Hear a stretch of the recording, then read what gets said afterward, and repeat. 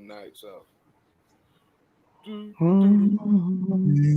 Yo, welcome to Saturday Night Live.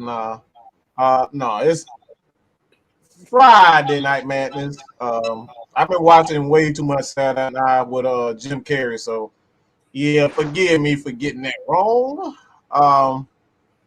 But we got a little guest here. Look, fuck that. No, we don't. He's not a guest. He. It ain't no little guest, man. That's family right there. Who that be? Who you be? Tupac. That's what I am. I'm Tupac. You Tupac. I'm Tupac. We Tupac. Nah, you know what it is, man. LT in the building, people. Y'all know what time it is. When I'm on the show, it's always a good Friday.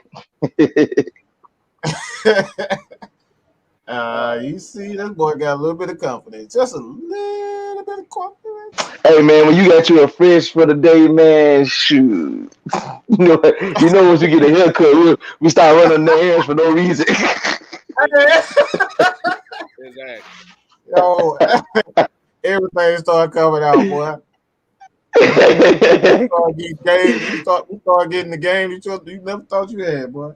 Hey, listen, gas $3 bad, gas $3 a gallon. You just be riding out just because you just want to be seen. Well, don't let that get chill. Before them days when that gas used to be $1.49, boy. I'm like, boy. Oh, Jesus, boy, you put $10 in the tank and ride it all the way out. Exactly. Man. But what up, people? KStylzz, you want to get in this introduction? Salute the people who are here.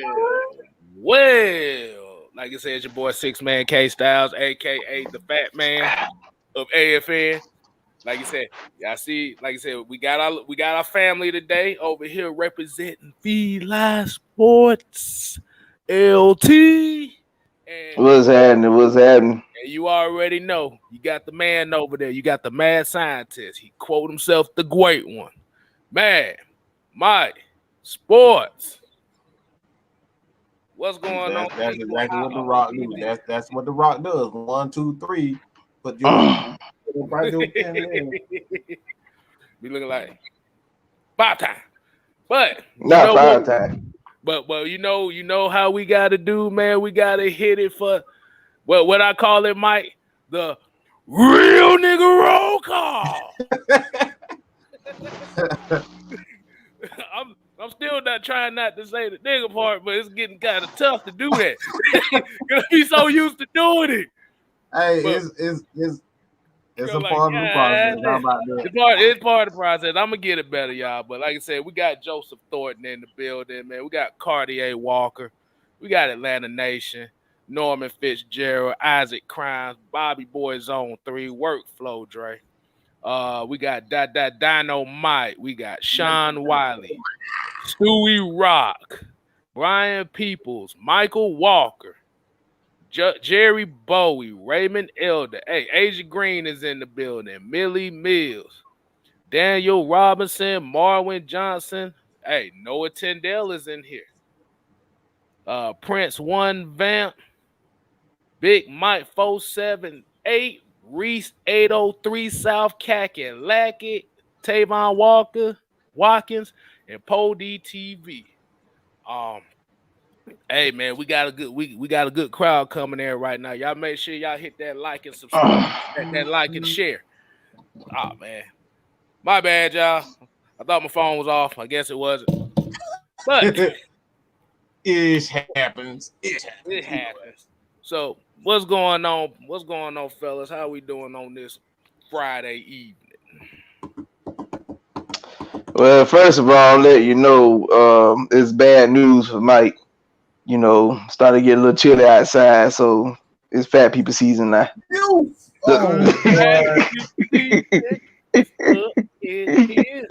If you want you a grizzly bear, so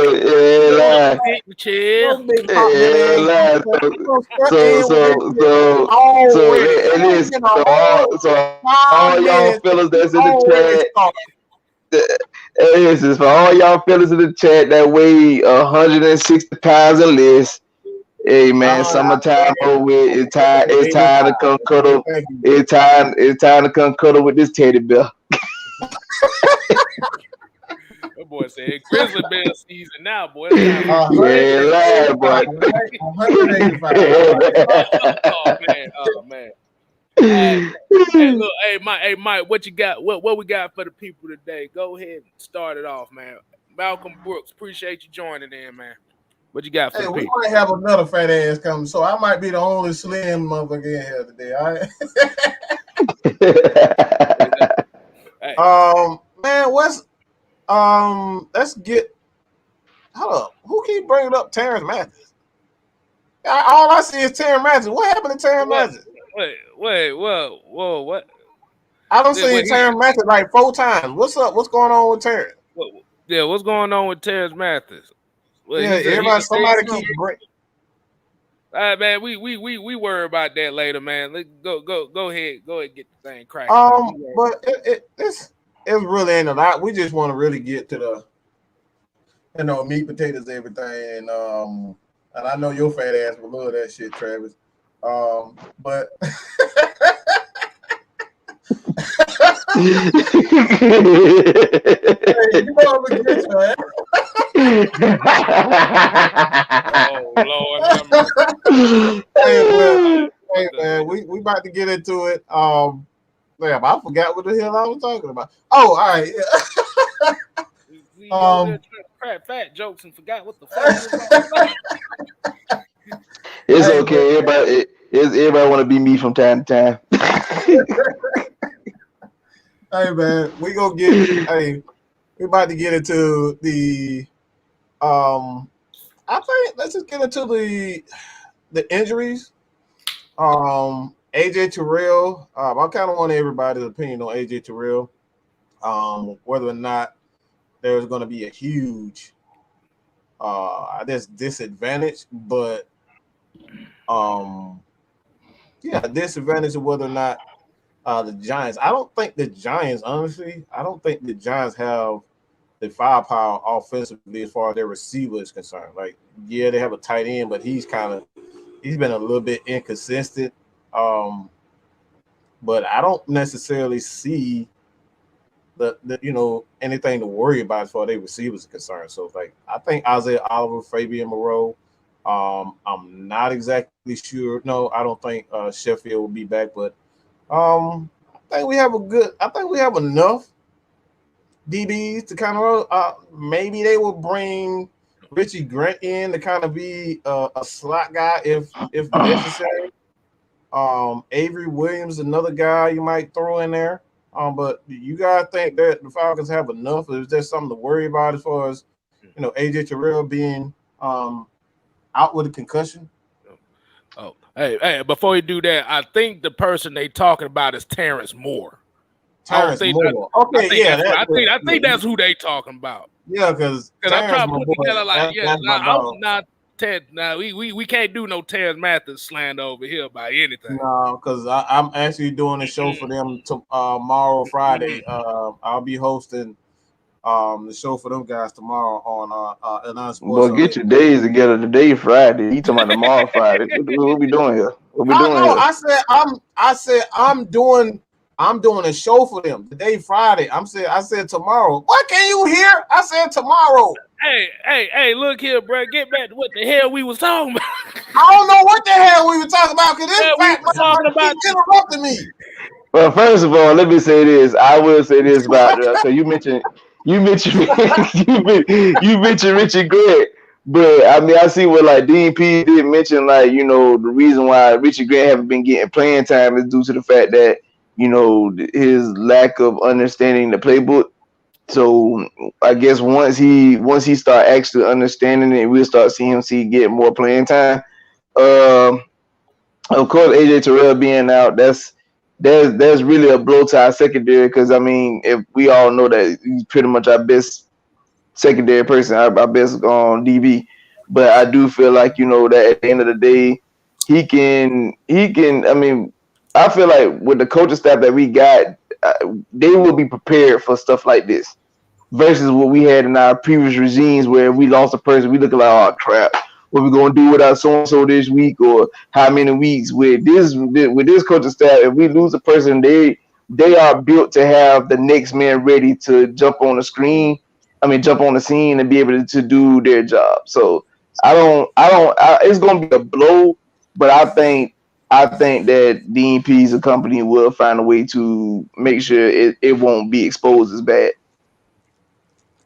All right. And if y'all don't see who just popped on the screen, this is your boy from Feline Sports as well. You call on Tyrone, but we do it like this. You can call on Tyrone. Call him. What's going on, y'all? What's going on? What's going on, Tyrone, man? I'll let you go ahead and chime in on what we just talk about as far as the injuries. And, with AJ Terrell being out, Frank Darby. I want to see Frank Darby play, man. We still have yet to see Frank Darby play. Hey, y'all in the comments that's saying my name. We haven't seen Frank Darby play. I want to see his big body. I really want to see his big body on the field with Matt, but we haven't been able to see it. And TJ Green, actually, remember, I know a lot of people were saying TJ Green could have took Sheffield's spot. So, you just had you just had to see it. I think really and truly, I got to see TJ Green perform. I think IO is going to take AJ's spot. I think IO is going to be I don't think we go put Fabian out there, but I really think IO is going to take that spot. I think Fabian is going to stick in that number 2 role, no matter who gets hurt, because I don't see him being the number 1 at all, man. Because he scares me. He's okay, but he still scares me a little bit. So IO showed me enough where I think he'll get that 1. I think you see, like Dean P says, he teaches technique, not position. So you go see some guys moved around. That's what I say. I want to see. That's what I really want to see this Sunday. Plus, it's a hate week in my house. My mom's a Giants fan, so we gotta win.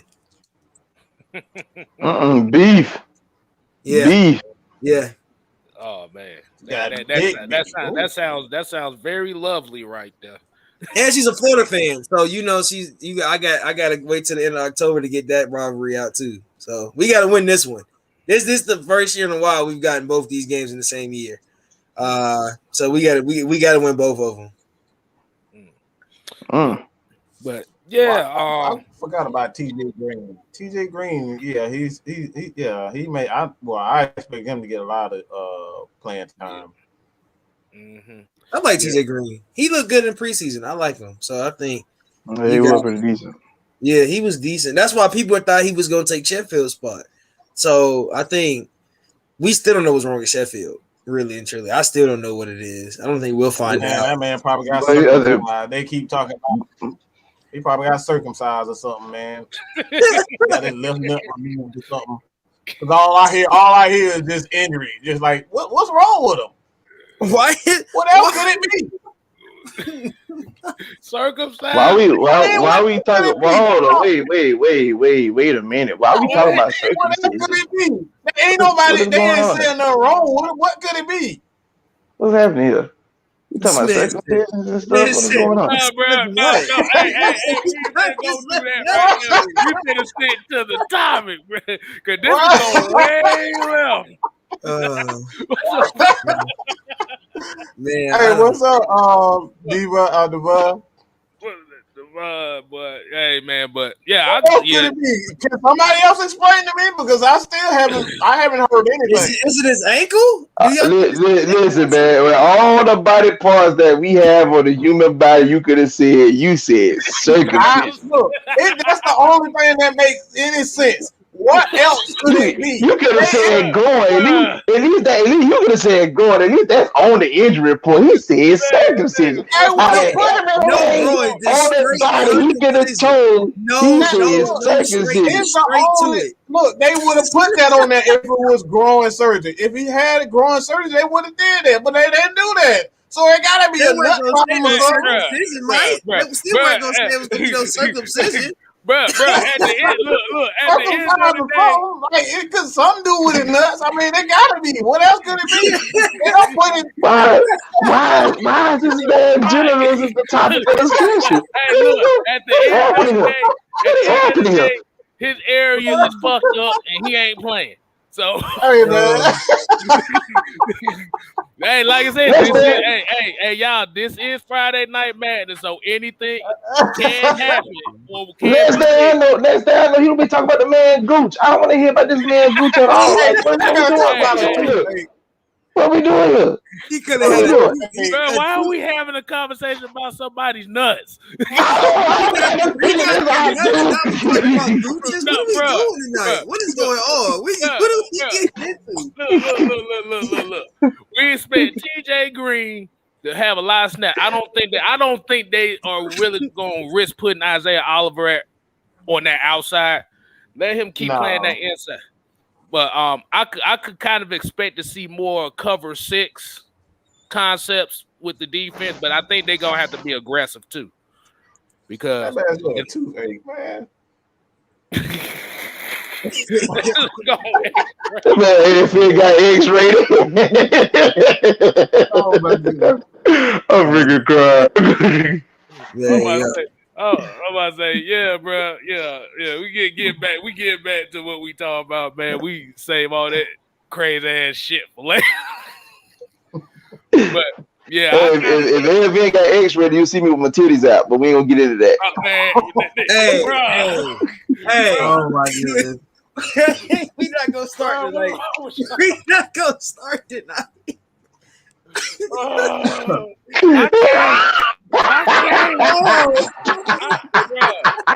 Bro, I can't. What's wrong with y'all? Man, whatever the hell y'all. Well, not taking that. No, I don't want none of that. I want my regular shit. But for real though, like I said, I expect the Falcons to pull more aggressive cover 6. They got to be aggressive because that's a good beer though. Yeah, they got to be aggressive because, like I said, you get down your best cover corner, and the only way to compensate for that is goddamn attack the quarterback, force him into a bad throw. We gotta expose Daniel Jones. We have to. This is a game where you gotta make him look bad. And I mean, from my understanding, I've never seen. I mean, I don't think the Giants' O-line play has been good either. Their best lineman is Andrew Thomas, and that's what they the one from Georgia. He probably their best lineman they got on the team. Okay. So, I mean, and when you were on with John, when we were on with Talking Giants, I can't think of the guy's name, but he said it himself. He said that O-line isn't sturdy. So you're gonna have this. Their deep. I mean, their trenches is not set, mind you. Like you said, everybody's saying Evan Ingram and Galladay are both listed questionable. So that's 2 of their main weapons. So we'll see. I mean, we have to win this game. Like, I mean, ain't no excuse. It's really not. Like we are better than them, and even though we're going into this game as a under, which is weird to me, we're going in as the +3, and they're going in as the 3. I'm sorry. I think we win. I think everybody's been picking us to win this week. I think everybody knows this should be the game we come back and show out. I think this is a show out game tomorrow on Sunday. I mean, we're the under because, like I tell you about it, is people look at the final scores of the games instead of the actual games. Like when you look at last week, if it wasn't for Destin Lawrence jumping offside, they beat Washington. And without the freaky stuff that happened to us last week, we could easily took out Tampa, but. Like by us looking the way we looked, or whatever the case may be, or the scoreboards look the way it looked. Oh well, the Giants got the leg up and they playing at home, so I could understand why people got us being the underdogs, but I could definitely see us winning in New York. Like that's not hard. That's not hard at all. Yeah, at the end of the day, man. When you talk about the Falcons, one thing that they do have the advantage in this game is up front.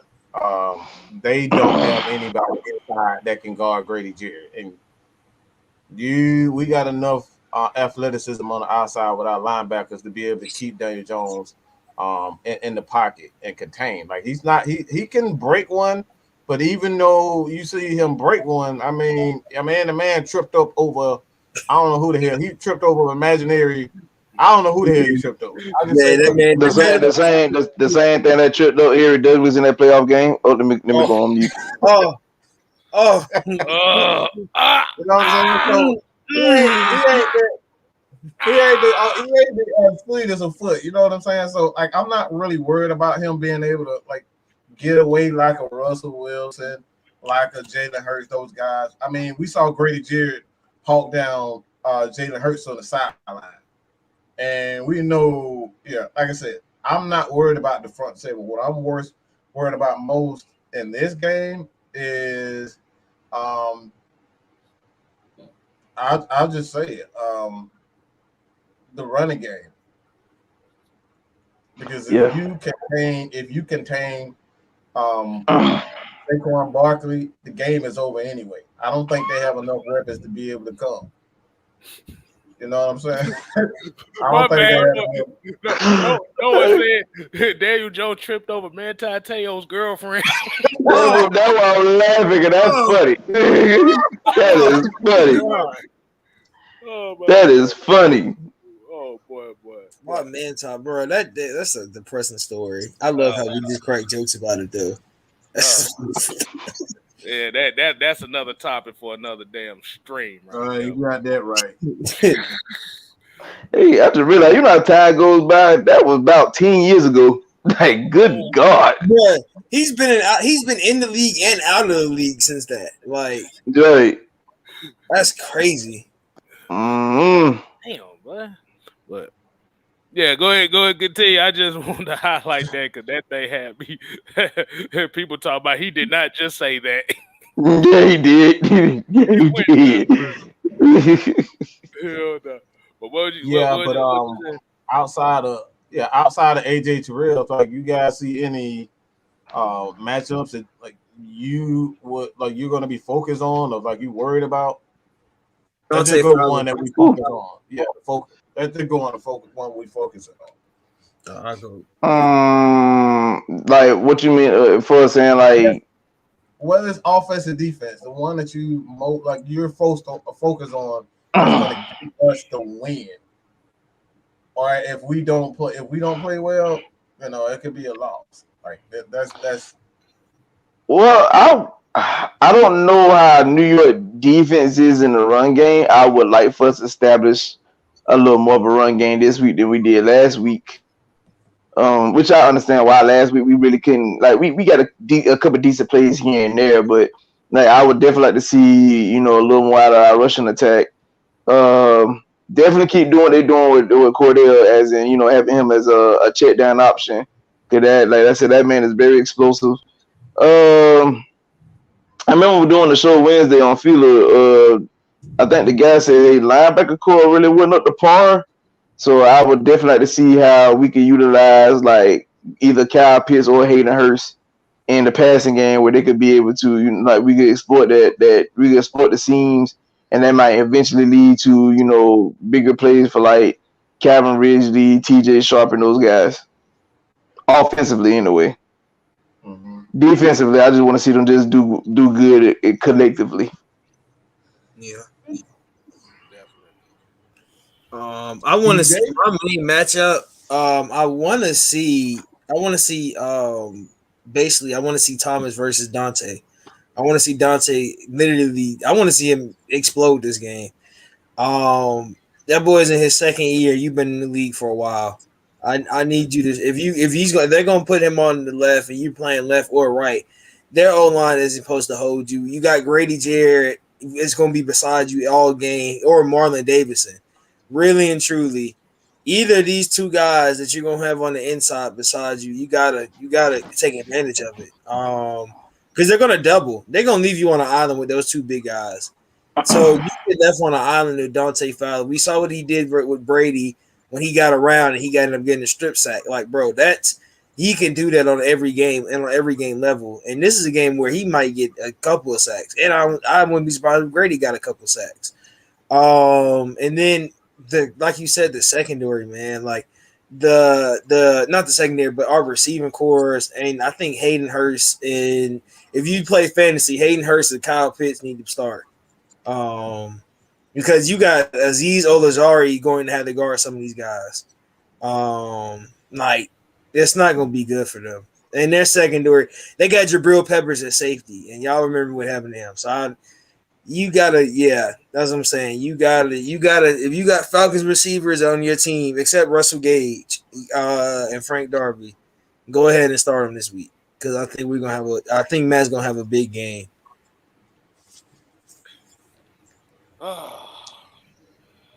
Matchup I'm looking for. Matt Hennessy. Bruh.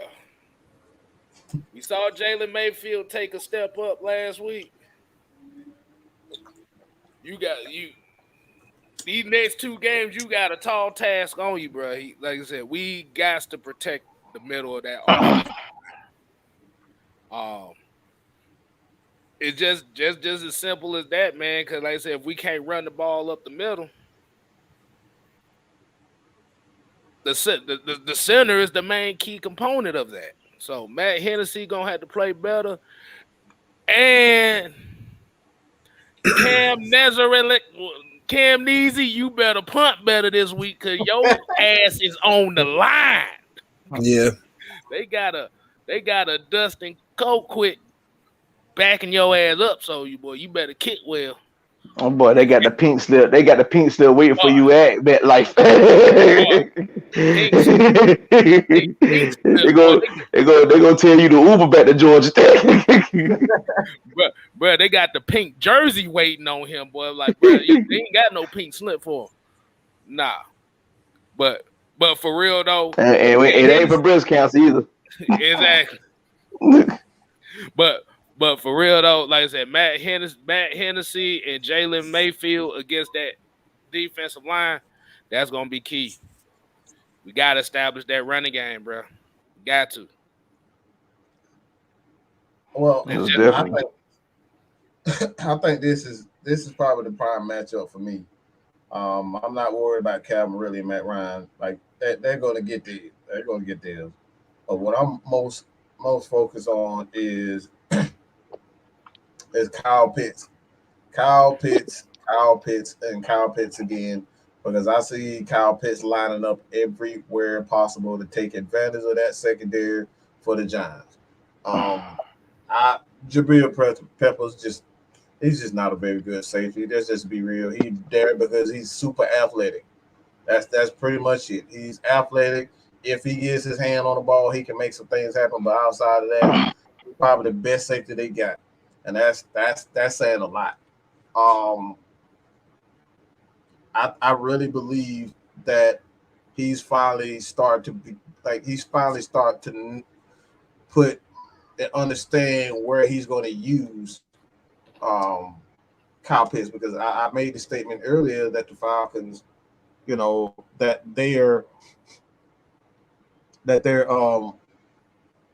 their receivers just wasn't getting open.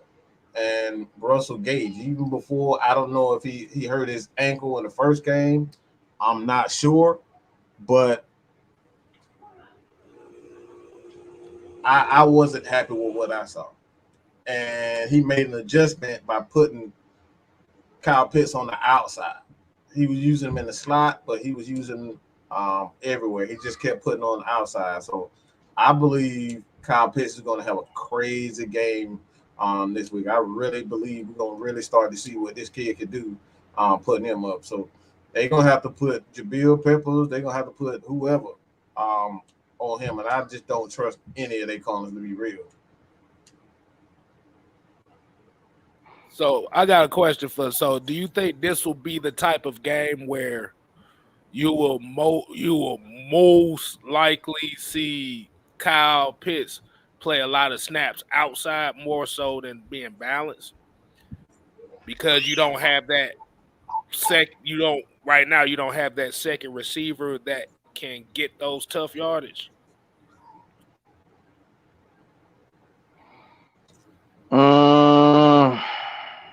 I could see that.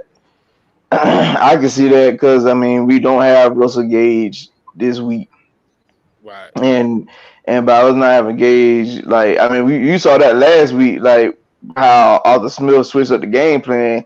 That the first half, like Kyle Pitts was playing like a lot of tight end, and then the second half you started seeing him getting lined up at the slot, outside, tight end. He was pretty much all over the line. So like I could definitely see him playing a lot of outside. I mean, plus like I mean overall, just like sometimes you have to just like play backyard football. Like just look at him and say, my dude, just bigger, stronger, faster, just overall better than what y'all got over there. So like you have to do stuff like that. So I could definitely see him. I definitely see him playing a lot of snaps on the outside. I definitely see also. I see like TJ Sharp getting a lot of looks, along with Illuminated Zacchaeus. I think those guys get a lot of looks this week. Okay. What you got on that, Mike?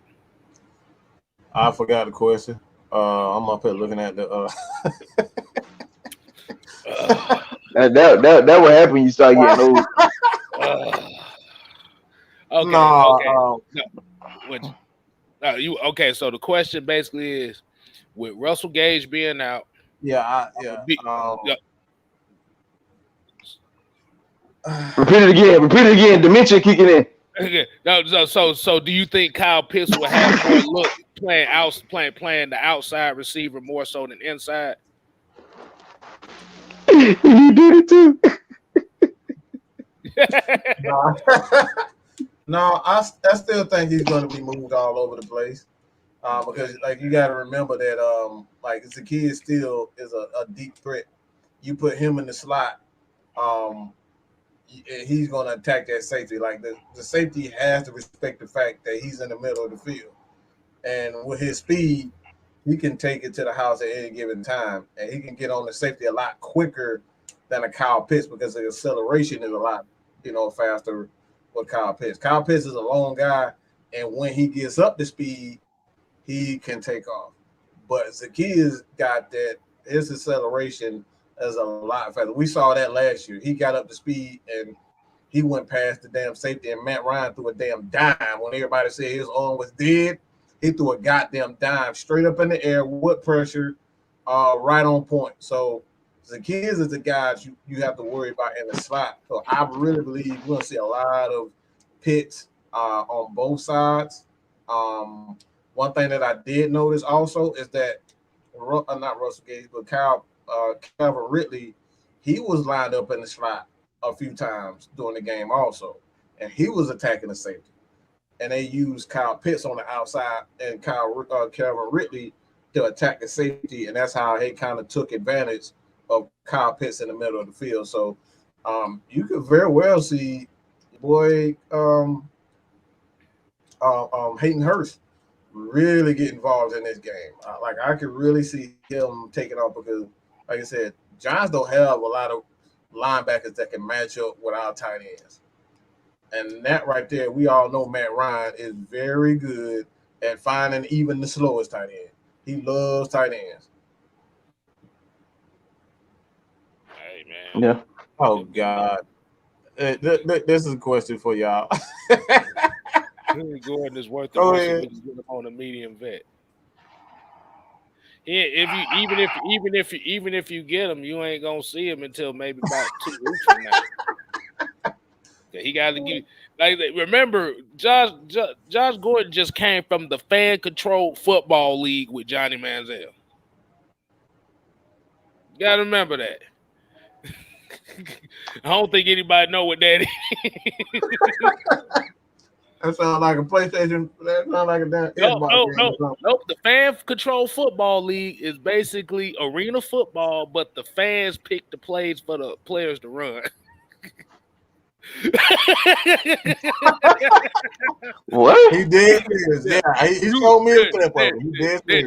There's an app that you can download and you can pick the plays for the coaches to give to the players to do on the field based on the team that you got.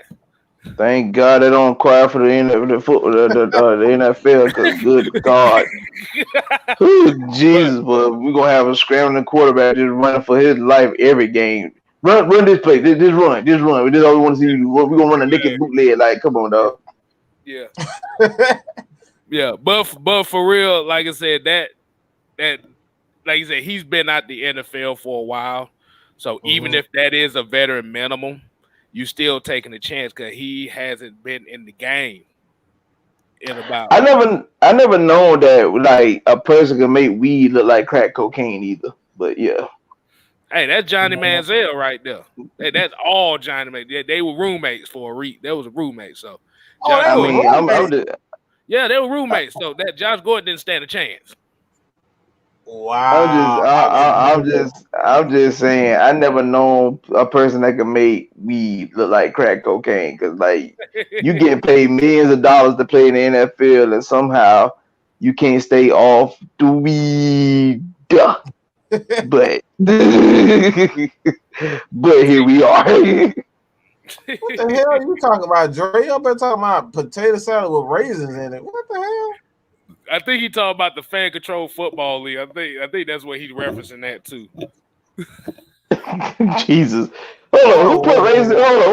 Wait. Who put raisins in potato salad? You know who do that. You know who do that. Oh no! I ain't saying nothing else. I'm letting that one go. Yeah, let that go. Yeah, I'm letting that go. But Josh Gordon, like I said, he's been out the game a while. And no, what I was gonna say, yes, he was roommates with Johnny Manziel. That's how he was getting in trouble, hanging out with him. I mean, he didn't how crack cocaine off just the contact of the crack cocaine. That's what that was. Exactly. That contact, this man. That's all you needed, just the contact. That's all. Just the contact. Right. And let's be honest, is Atlanta ready to city for him to come to though? With all the extracurricular activities that this city has? Hell no. Really? No. Like he might feel good want to go out clubbing. You might want to hit Magic City on Monday after we get a win, and you know he might get a whiff of some of a fragrance in the air. Next thing you know, he back suspended again. Right. All you need is that contact, boy. That's it. Mm-hmm. That contact will fuck you up, boy. Oh, boy. Okay, so we got Utah. Eyes go like this. Your eyes start off real little. You go like this. Just all on contact, boy. Exactly. Eyes start turning. You know, if you hit too much contact, you go cross-eyed like this. Boy,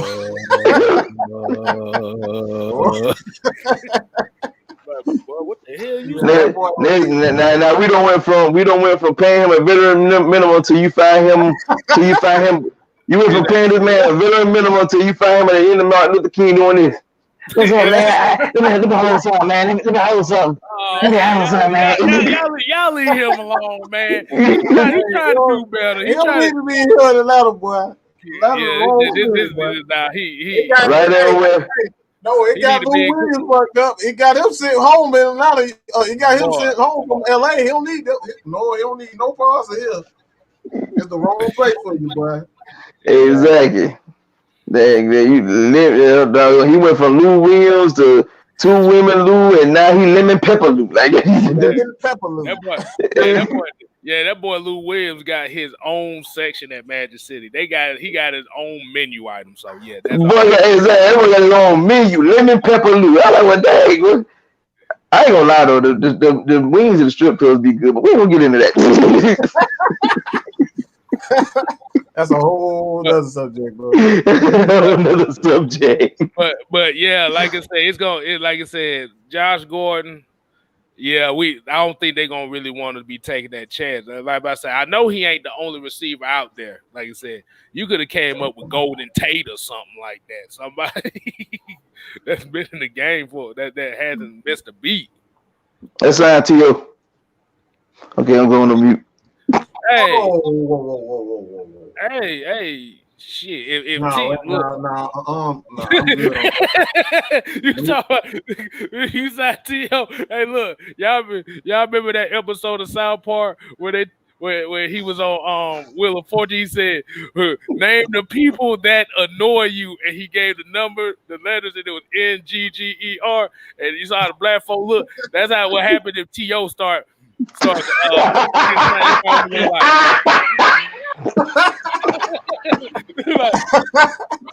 Oh no, no, sir, man. No, we'll need that.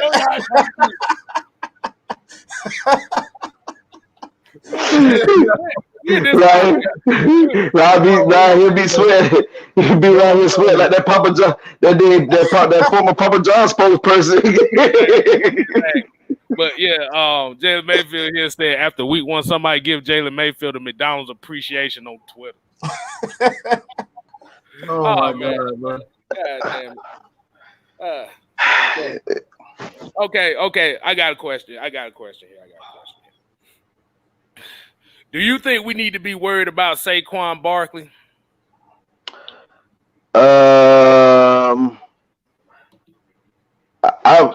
I would say yes. I'm not going to look past him. He might be looking sluggish.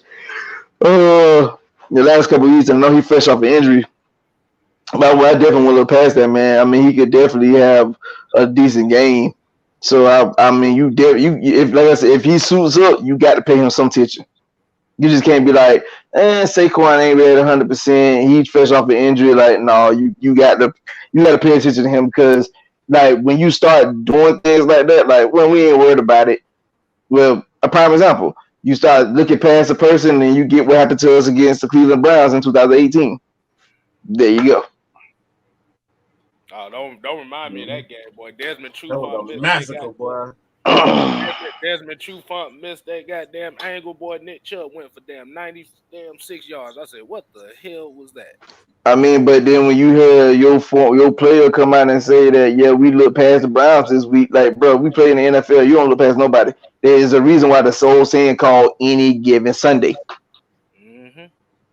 Yeah.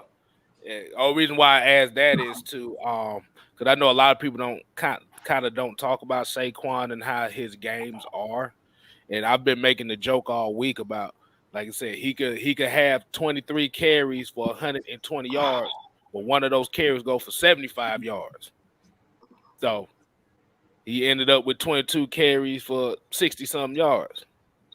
But like I said, I'm not gonna take. Even with Mike said about the receivers, how they don't really have the receivers like that. I'm not taking them for granted either. I did watch Sterling Shepard go for 120 against us in 2018, but yeah. Mm-hmm. Yeah, we can't take them for granted. The main thing we really just have to do, we just got to knock Daniel Jones on his ass. We just got to knock him on his ass and confuse him. Get him out of rhythm. Exactly. But all right, so yeah, so you want to do the Q&A portion of it now, or? Yeah, there. Hey, I'm about to say we're gonna do it a little bit different this time with the Q&A part.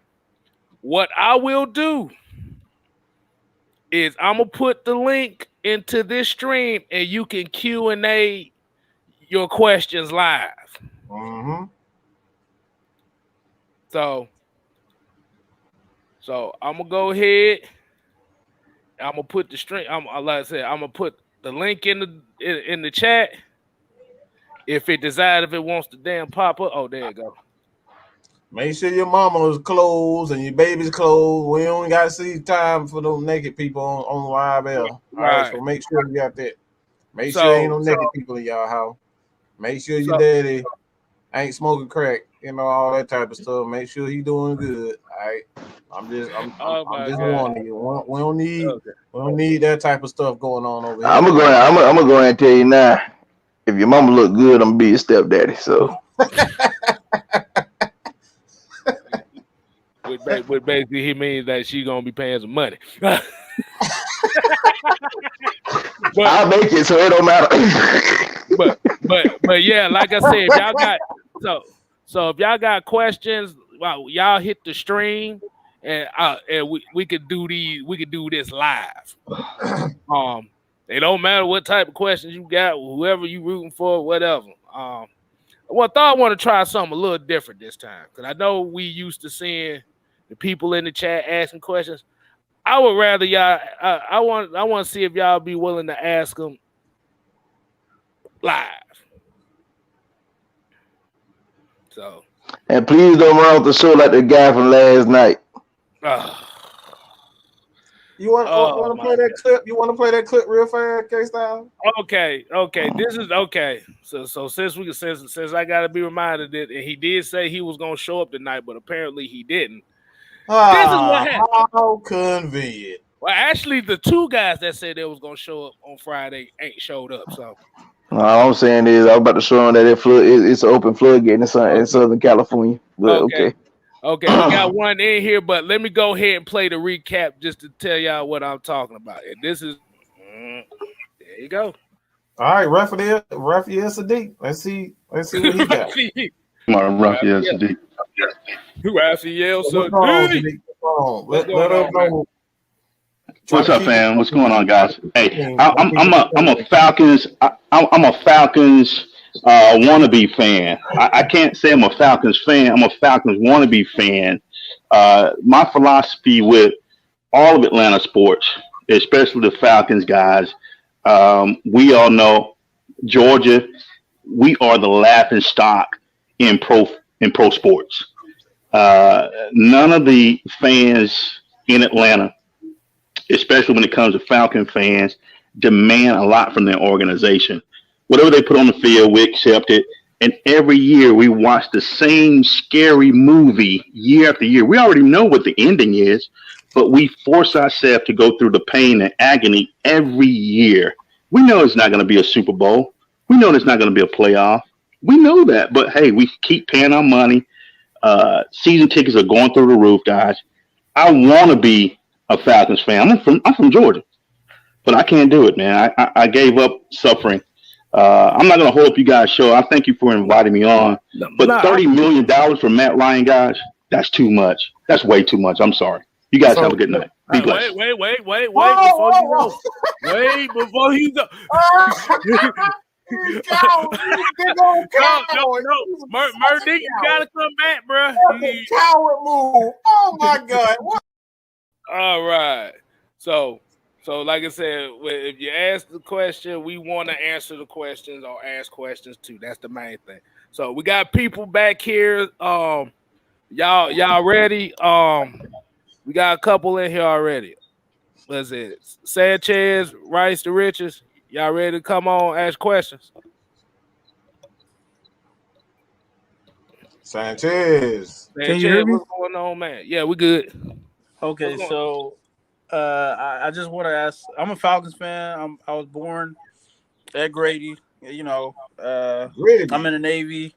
I'm like stationed on the West Coast in Seattle, and I've been watching all the games, and I'm like, I don't think Calvin really, is ready. Like, he should be balling out every game. What do y'all think? What are y'all thoughts on that? Calvin Ridley. Yeah. Mike, you want to take that one?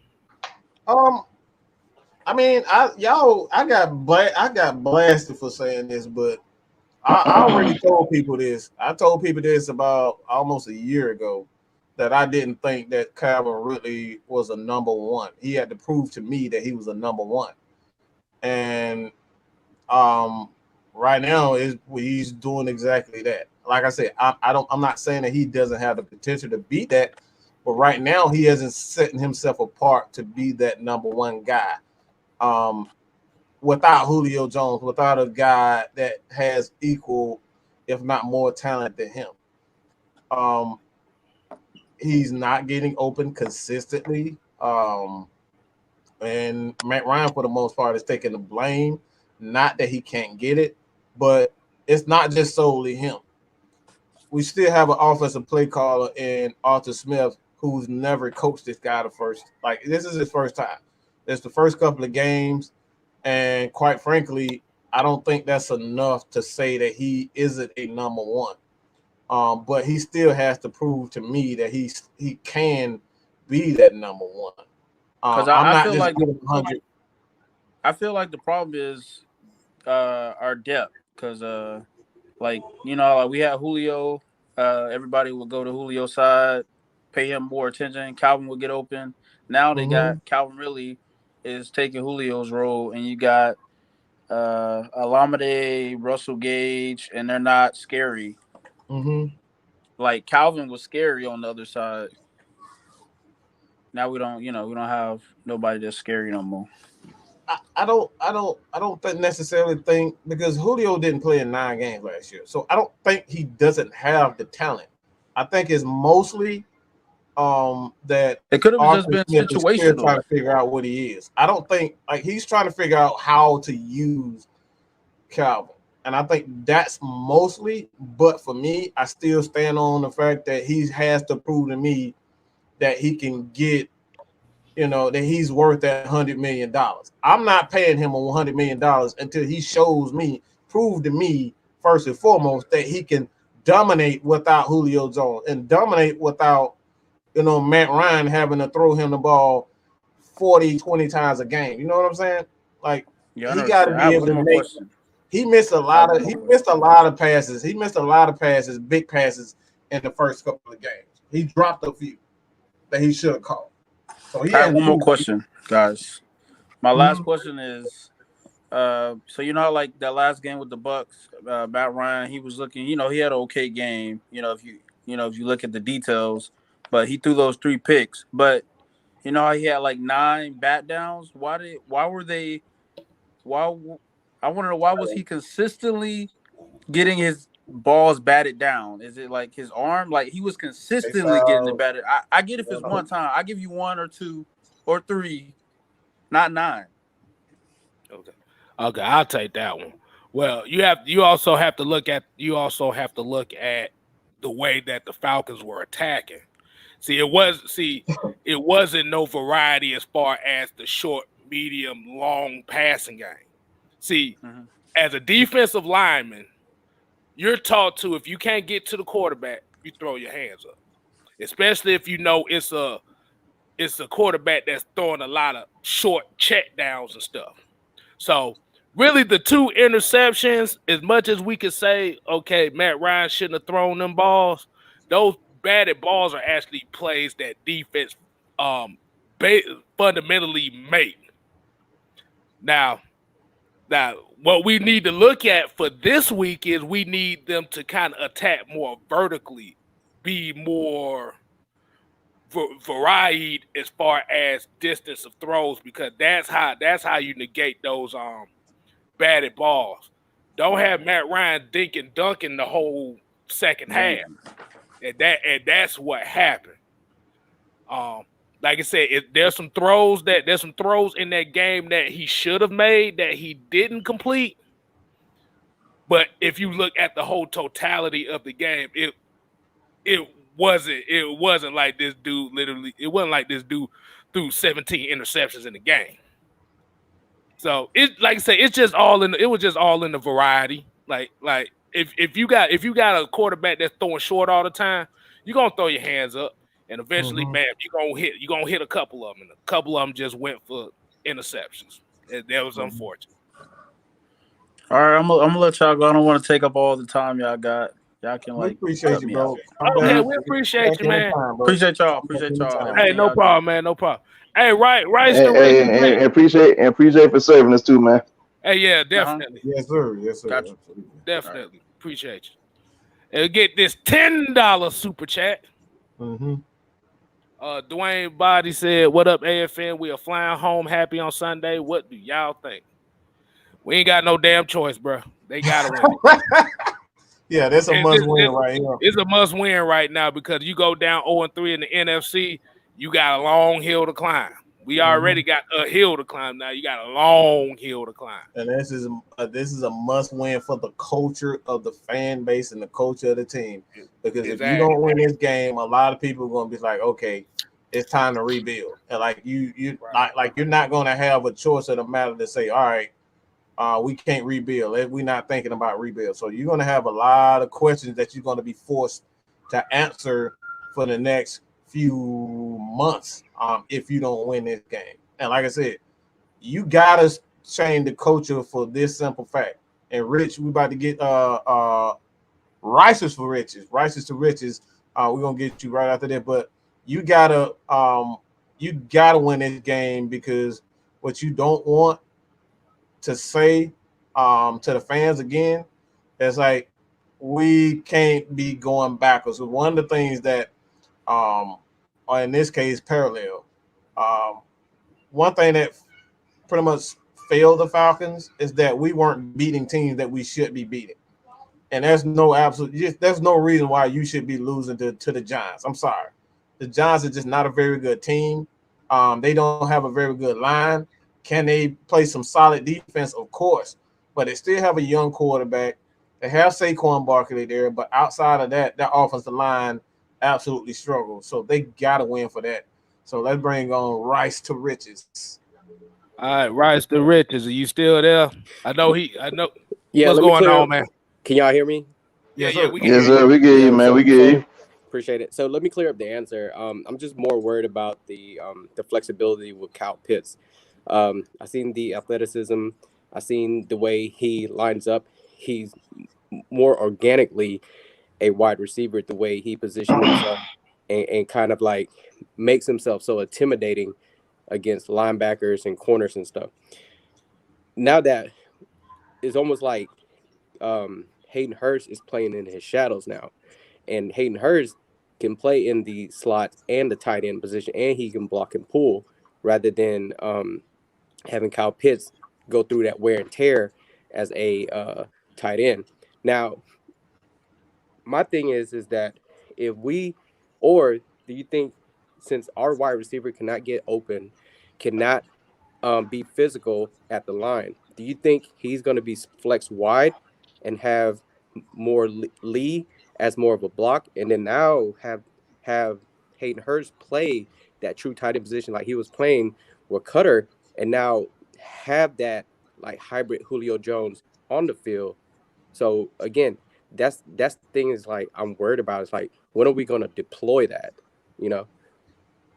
All right, LT, you want to take that? I'm trying to. Okay, what I'm trying to figure out is what are you and what player are you referring to? Are you talking about Hayden Hurst?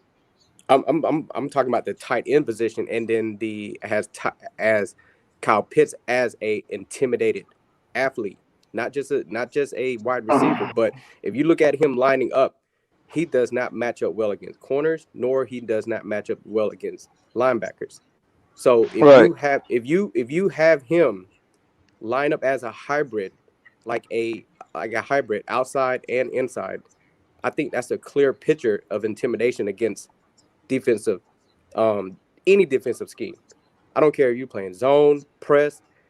That's too much wear and tear against the opponent to be like, damn, I got to get back on the field and cover this man again. I just don't understand how Arthur Smith is not using his body. Okay, I got you now. Let me help you out with this. In the NFL, you can't just always say, okay, we got the better guy that's on the field, and we just going to utilize his athleticism, his talent to get the job done.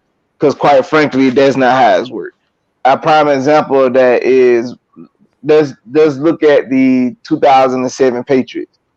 With all that talent on the field that they had, Randy Moss still in his prime, Brady, I can't remember what they run. I don't know if their running back was Corey Dillon still at the time, but you had those guys, Wes Welker, Dante Stallworth, and then on defensively, Junior Seau, Teddy Bruschi, Asante Samuel, Rodney Harrison. The list goes on and on, but that don't necessarily correlate into wins, because you thinking, well, we're going to step on the field, we got the better talent, and that's going to help us get the win. That's not always like that. In the NFL, you actually have to draw up plays in order for people to be successful. And so it means that Kyle Pitts is still a rookie. He has to get that learning curve out the way before you can see him start doing things like that.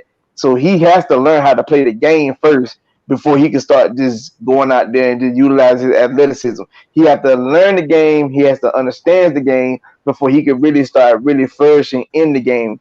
Like in that aspect. And as far as Hayden Hurst wise, he can still be used as a tight end.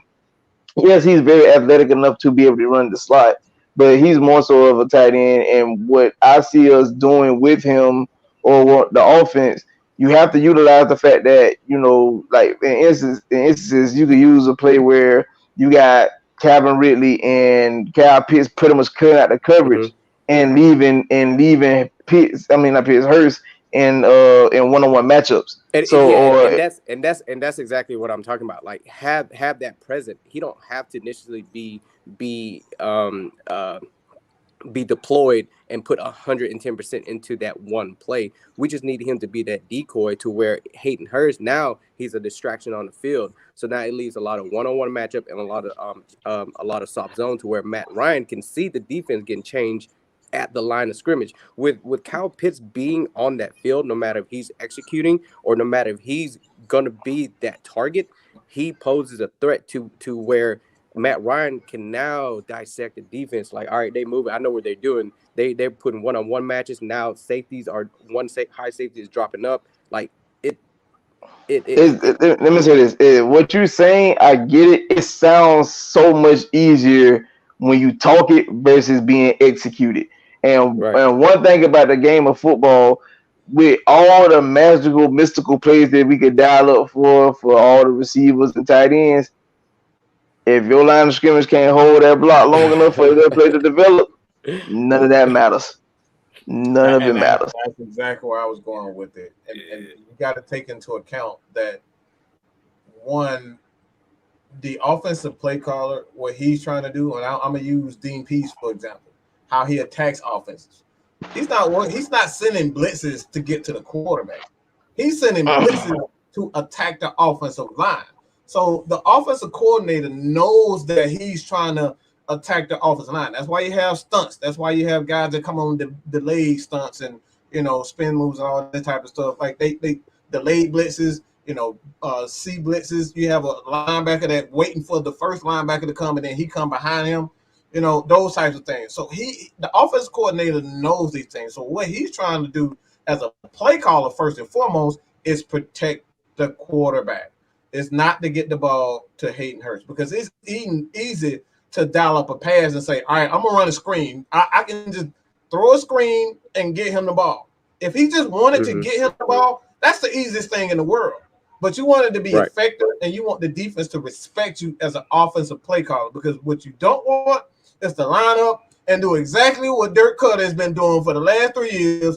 All right, Julio, get in the slot, get on the outside, and run a dig route. Everybody in the universe knows it coming. You know what I'm saying? Oh, yeah. I agree, dude. Like, I 110% agree. I'm actually using this as ammo to back me up. I watch you guys live streams all the time because I take heat. I take heat from the public all the time, and it's just that I defend no matter if Matt Ryan is posing a 2-point PFF grade. Like, I'll defend. I'm more of a defender of my team, and I'm asking the question to put that ammo in my back pocket. Right. Let me say this. Because I appreciate you because you are a real fan. Like you said, we are. This is the goal that we're doing. We're trying to get this fan base to back the team no matter what. Like you said, don't people label us as Matt Ryan apologists, but it's not really that. We support the team. But the thing about, like you said, you see our live streams, we talk about so much more in the game of football than just quarterback. And that's what these folks focus on is quarterback. Quarterback is not the all be all of the game. Right. We've literally seen like very, very low tier QBs win Super Bowls because of their team.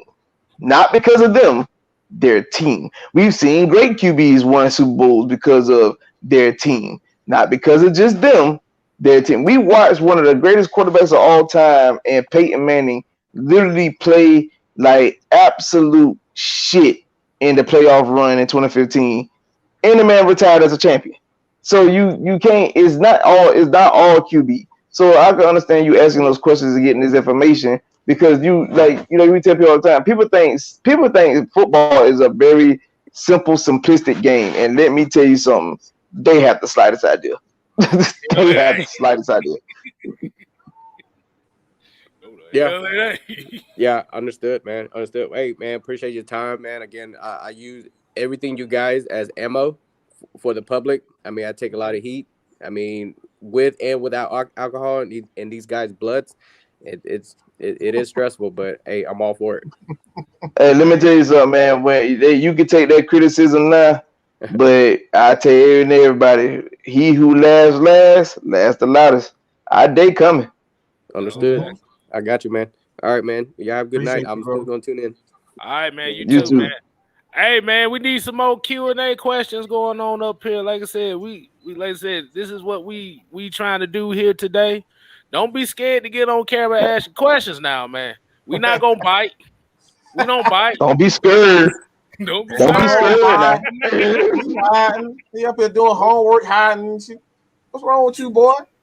Hey, you know, I had to do a meeting. We had a meeting. Hey, you know. Hey, you got he missed a big time now. He took. No, that's not. man, don't do him like that, man.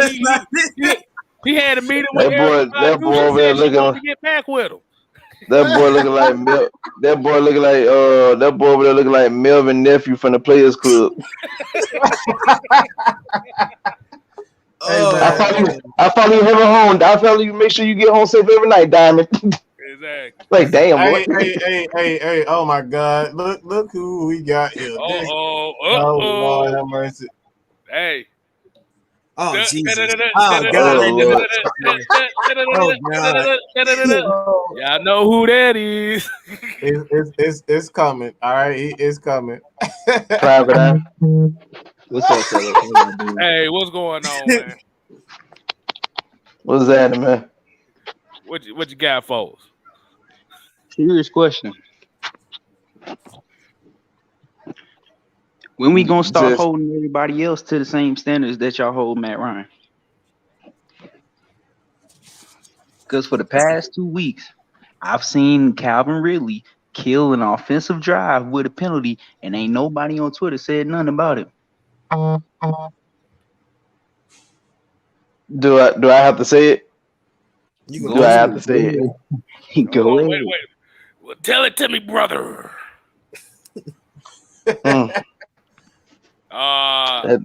That skin compression, baby.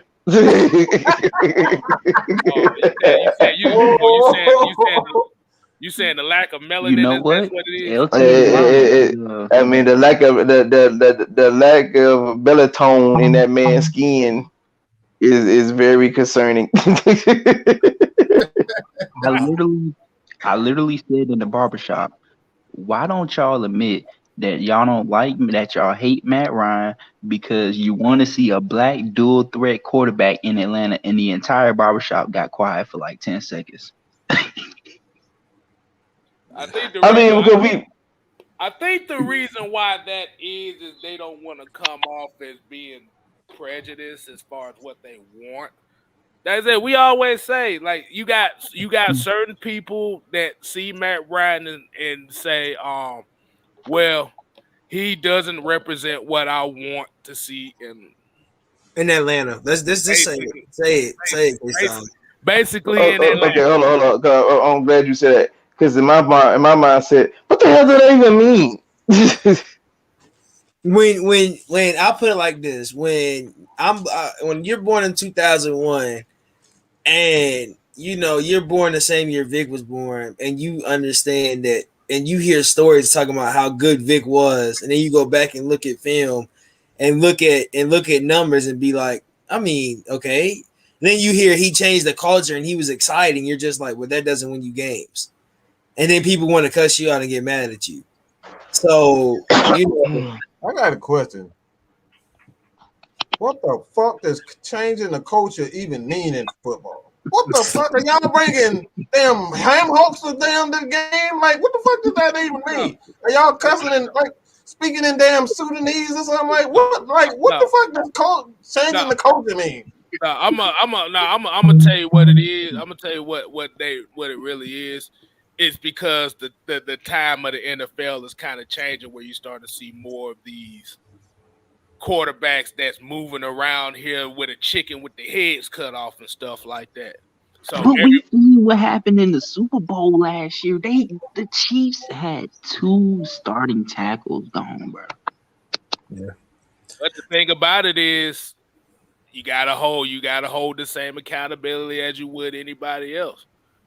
Like I said, if that was Matt Ryan with 2 tackles gone, you ought to say there'd been no excuses.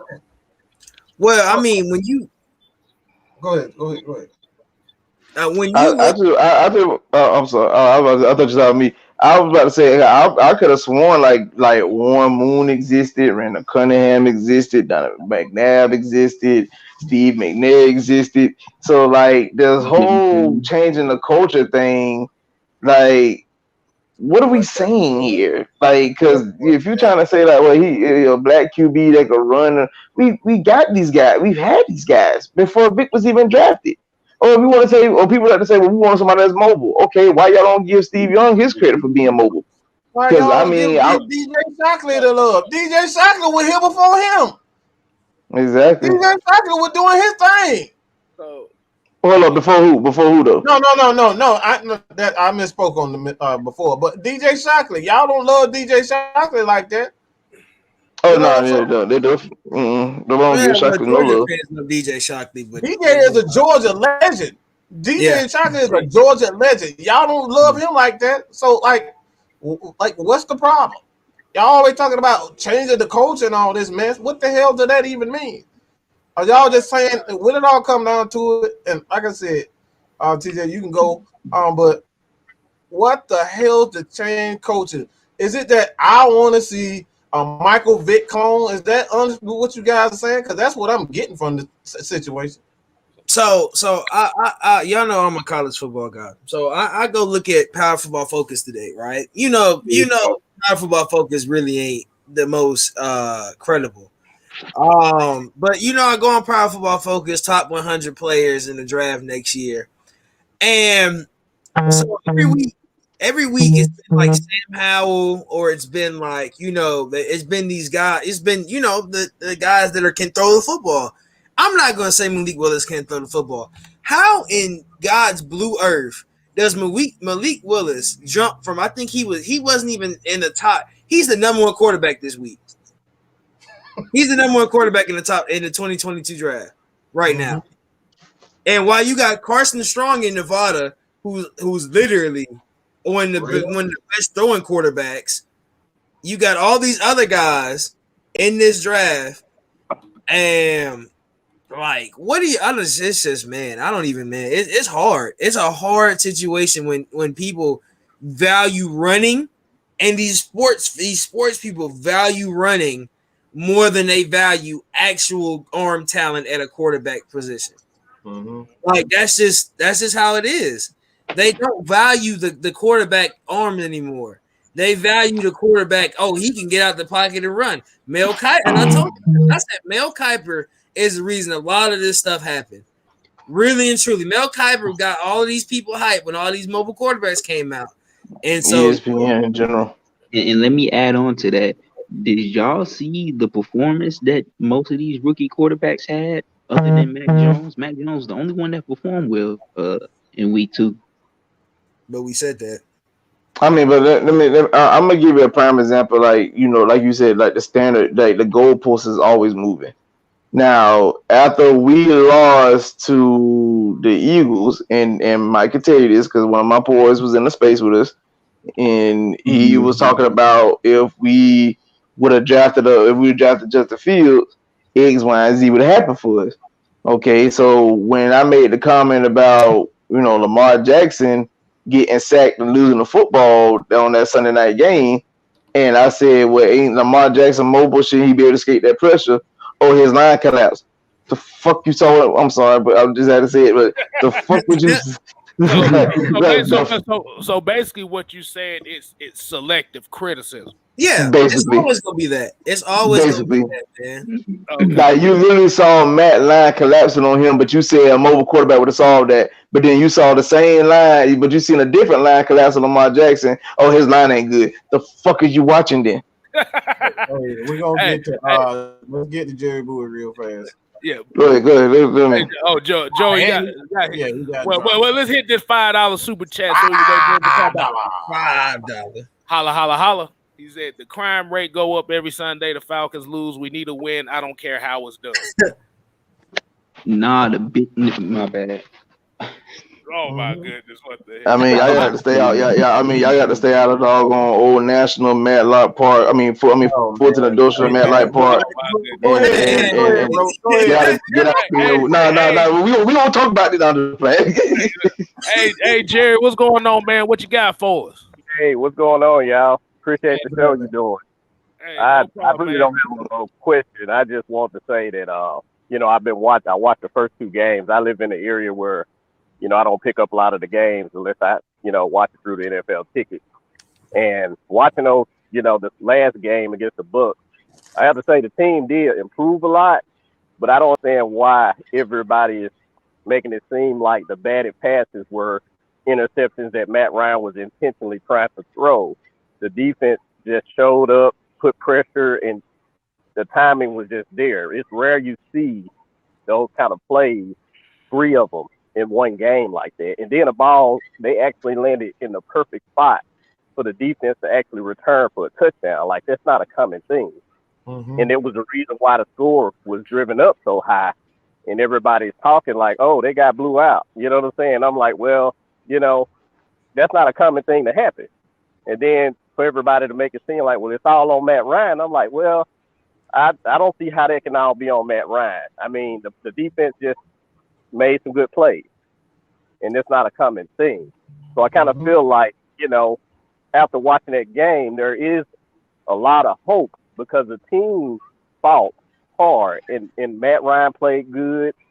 The receivers, Calvin Ridley and all of that, I know they did have some issues getting open at some point, but I do really believe that the team is still adjusting with the chemistry that they're trying to build and adjusting to the new plays and things, and it's only going to get better, So I think the fans should just give it some time, be confident, and like you said, this game against the Giants is going to be very vital, and I believe the team now has a blueprint that they can go off of from the game against the Bucks, and we will have a big chance to actually build off of that and have some success.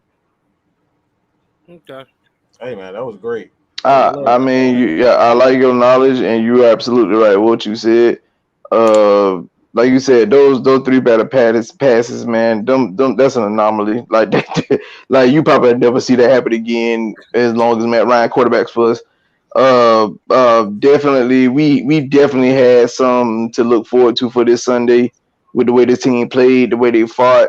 And I mean, if we being honest, and I want everybody to pay attention who's listening right now and watching this show. If you're being honest, the Bucks played desperate football. When we cut the game to 3, if anybody had a chance, if you pre-recorded that game, or if you got NFL Game Pass, go back and watch when Matt scored the zone read on the 2-point conversion, and just watch as the camera cut to different Bucks players. Watch their body language. They didn't see that coming. They looked distraught. Like they put the camera on Levante David's face. He had his head down, like you could see on his face, like, well, what just happened? Like he didn't know what just happened. Brady was trying to fire up people, but he didn't have that same fire because he couldn't believe what was going on. Brady was looking worried on the sideline during that game. Like, they wasn't expecting this to happen. They was expecting us to not score any points at all. And like, I live in Mississippi, so it's, I live in Saints territory. And it's, a few of our friends, we're Falcons fans, and, they laugh at us all the time here. But I still believe that this team could turn this around and have a winning season. As far as the Super Bowl playoffs, I'm not going to, make like that's a guarantee. But I do believe we can have a winning season with this team. It's just going to take some chemistry to build. And like I say, they have something to go on. So I believe that they can go in there, and as long as they can continue to, improve, and Arthur Smith, kind of figure out how he want to use everybody, I believe they can win the next game and even win the next 3 games straight before the bye week. Yeah. I've said that we could possibly go into our bye week as a 3-2 team, and even if we go in our bye week as a 2-3 team, I'm still okay with that because, like I said, it's still a long season. Like if you keep your win-loss record at least 1 game apart from one another, anything can happen. Anything can happen. I say we go into the Dallas game 5-3. Oh, really? And really, it might be 6-2. Cause hold on. I want to get this before he run off like a little biatch. But here he is. All right. Falcon for L. Let us know. Let us know what you got. Let us know how terrible guys we are. What you got, folks? I mean, I just want to I just got one main question for y'all, man. I just want to know why every time Matt Ryan miss up, y'all go cover him. You know what I'm saying? Y'all don't never see like the man is declining, man. This man has been declining for the past 2 to 3 years, man. The man don't have no arm strength, no accuracy. Julio been mentioned. I got this, y'all. Julio been mentioned. You feel me? 3 years, right? 3 years ago. I got it. No. Let him finish. I'm saying explain to me why y'all so fascinated with Matt Ryan. That's what I want to know. All right, hold on. I got it. Don't. I want him like to really we're gonna have a debate here. All right. My thing is, why shouldn't we praise a guy that is the number 1 quarterback? We're talking about guys that have, like, when you look at his statistical, where he's past Brady, he's past Breeze, he's past Peyton Manning, as far as touchdown yards, completion percentage. Like, why shouldn't? And the fact, like, you bringing up him declining, absolutely. He's 37 years old. So it's like, as time goes on, you're not going to play like the same quarterback you played at 23. So you're absolutely right when we talk about, is he declining? He does not have the same zip on the ball, but he still can zip that thing in. All right. So you're not wrong there, but why shouldn't we praise a guy that has gotten an MVP? Why shouldn't we praise a guy that has gotten us to a Super Bowl and he's not the reason why we lost? Why shouldn't we praise a guy that has made guys like Mohamed Sanu, Taylor Gabriel just retired because, for the most part, the Bears just couldn't do anything with him. So why shouldn't we? Like, I don't understand. Like, what do you want us to do? You want us to? You gotta look at that position, man. The man is a quarterback, man. As a quarterback, you're supposed to be a leader. You gotta know how to take over the game. You know what I'm saying? Like, take it back to the Super Bowl. I'm not trying to say his fault, but as a quarterback, you supposed to took over that Super Bowl, man. Well, you know what I'm saying? There's no excuse for that. Let me ask you this question. They paying you $40 million. I'm gonna let you talk, but let me ask you this question first. Who is the head? What is the head coach's job? The coach, match the game. So you're telling me that Matt Ryan is as the leader of a team and not the head coach of a team is supposed to disregard whatever the coach, his bosses, because he's not the boss. He's a player. He can cut at any given time. So is that his job? Whoa! You're not going. Drew Brees has Sean. I'm saying, what you think as his Drew coach? Brees would have did? Drew Brees has Sean Payton as his coach. You think he's going to go against Sean Payton? You have a whole other thing coming. Sean Payton literally has won a Super Bowl. Know how to take over the game, though. That's all. Drew Brees has never had to take over a game with Sean Payton as his coach. If you want to go back and you want to go look at stats, Sean Payton is one, and I hate the Saints. Sean Payton's one of the better coaches in this league right now. Why do you think he ain't never been fired? Sean Payton puts out constant. He making Jameis Winston look like one of the best quarterbacks in the league right now. So you can't come out and say what last week is. He had no weapons last week. You can't come out and say, "Oh man, this man would have came out and won the game." No, Drew Brees is not. Drew Brees can win the game, but he's not going to control that game. Sean Payton is going to control that game, bro. Sean Payton knows what the hell he is as a coach. Sean Payton is that nigga. Like, he knows I'm going to run this game, and Drew Brees and him run a relationship. There was a working relationship. When you had who was I can't even think of the man's name. When you had San Francisco's coach, why did his name slip out my mouth? Shanahan. When you had Shanahan, you had Matt. They weren't together. I mean, they was cool. I mean, but remember the first year we didn't do as good. The second year they got a bond. But Shanahan runs his offense as he runs his offense. Okay, check this out though. Come out there and audible shit. It's his offense. Check this out though. How many times Matt Ryan had the opportunity to, you know what I'm saying, to get us over that hump, to get to the Super Bowl? TJ, we got. Let's go back to when we played the 49ers before the Super Bowl. Let's go back to that time when we had that lead and blew it. Let's go back to that time. Time after time, we didn't give Matt Ryan enough time in Atlanta. It's time to go. You know what I'm saying? He's a good quarterback. I'm not gonna say he's not a good quarterback. But I feel like at the end of the day, I mean, his time is up, man. Just like Julio time was up. It's time for us to move on from him. That's all. No, we ain't doing that. We need to rebuild. We just need to rebuild. All right. So when you say the San Francisco game, which game are you talking about? The playoffs, the championship game. When Ray Lewis last year, you know, Ray Lewis retired his last. So you speaking of the game. So let me ask you a question. If you looked at that final drive, right? Yeah. You had a touchdown already. What happened there? I mean, you know what happened there? Well, I mean, what happened? The wide open pass that Harry Douglas fell on his face on. I mean, yeah. But like you said, we understand what you're saying as far as he could have done more. He could have been better. But you also have to look at the totality of the game as well. Because even if we look back at the Super Bowl, if you look at those final 3 drives, what happened in those drives? When they was moving forward, the yellow flags moved them backwards.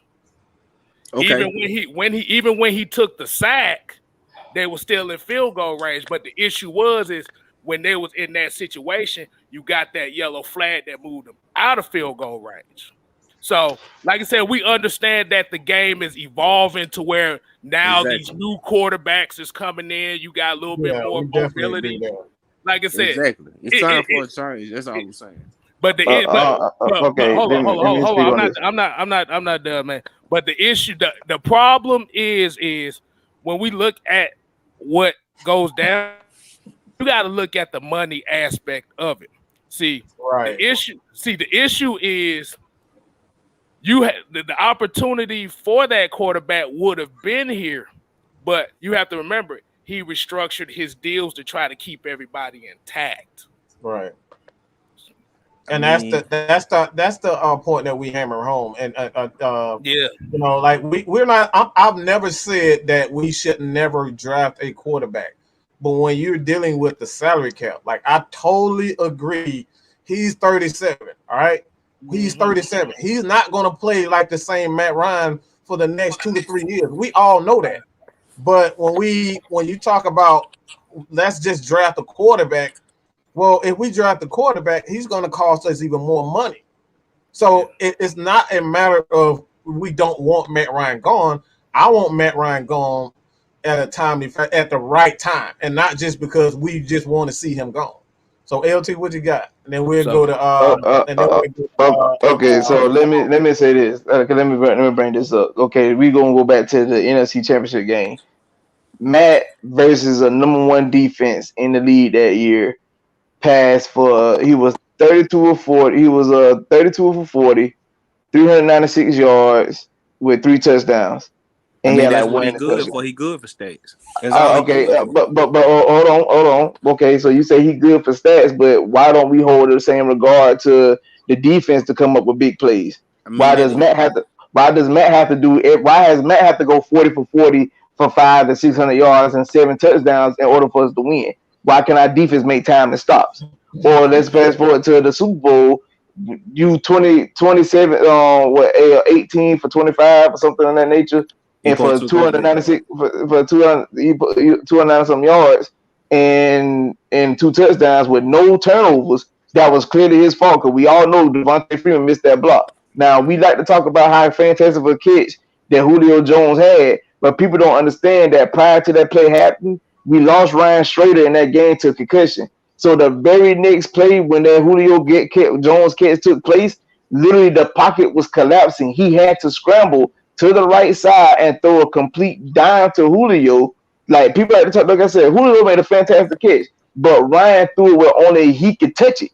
So if like I said, so him making that play, you saying he got to take over. Well, why we not blaming the OC for not just running the damn ball? Like it's just that simple. And you had said OC go to San Francisco, coach in the Super Bowl, and literally do the same thing he did with us. And then had him come out early. Hold on. And then came out earlier this year and admitted that he messed up in our Super Bowl. So why are we still putting the blame on him? Don't get me wrong. Matt is 36 years old. He is getting up in age. I fully understand all of that. But my thing is, we talk about Matt's age, but Brady is literally 44 and nobody don't say nothing about him. Look what Brady did, though. No, look what the team did. Look what the team did. Yeah, look what the team. And I got another question about it. So you're telling me you're willing to pay somebody $50 million to play for somebody else and lose most of your core pieces just to accommodate for that? I mean, at the end of the day, I feel like if we go rebuild, last year when they let Julio go, they should let both of them go. You know what I'm saying? Instead of just prolonging the whole situation. You know what I'm saying? Most of the time when a new GM come in and a new coach come in, they go bring their own system and their own quarterback in. You know what I'm saying? I just feel like stop playing with the fans. You know what I'm saying? Stop playing with us. You know what I'm saying? Just tell us that we're in a rebuild mode because we ain't gonna win this. We ain't winning nothing. You know Matt in his career might win 3 or 4 games. That's it. Matt doesn't take over games. Matt has 38 career game winning drives. And he get paid $40 million a year though. Yeah, okay. So you add the $40 million a year to what we're paying. We're paying Keanu. We're still paying. What is his name? We're still paying Carpenter, Julio Jones, Carpenter, Gano. We're still paying Julio. We're still paying Julio $17 million right now. So if you would have added $40 million in cap, we wouldn't even been able to sign our rookies. And we drafted this year. Justin Fields right now. Let me finish. Justin Fields right now is making 11. This year he's gonna make 11 million back into his contract. He has a front loaded contract. He would have added. You were not going to be able to sign Justin Fields if you got rid of Matt Ryan anyway. So what would be the point of getting rid of the quarterback and you couldn't even sign the quarterback that you drafted? Literally, there would have been no money anywhere that you could have got that money off of. There was no money, no space. I mean, no space. There was no money to try to throw that off. And to add to that, like you saying like they playing with them, but these folks literally did the press conference and they literally said both Terry Fontenot and Arthur Smith both said that they mouth we came to Atlanta because of Matt.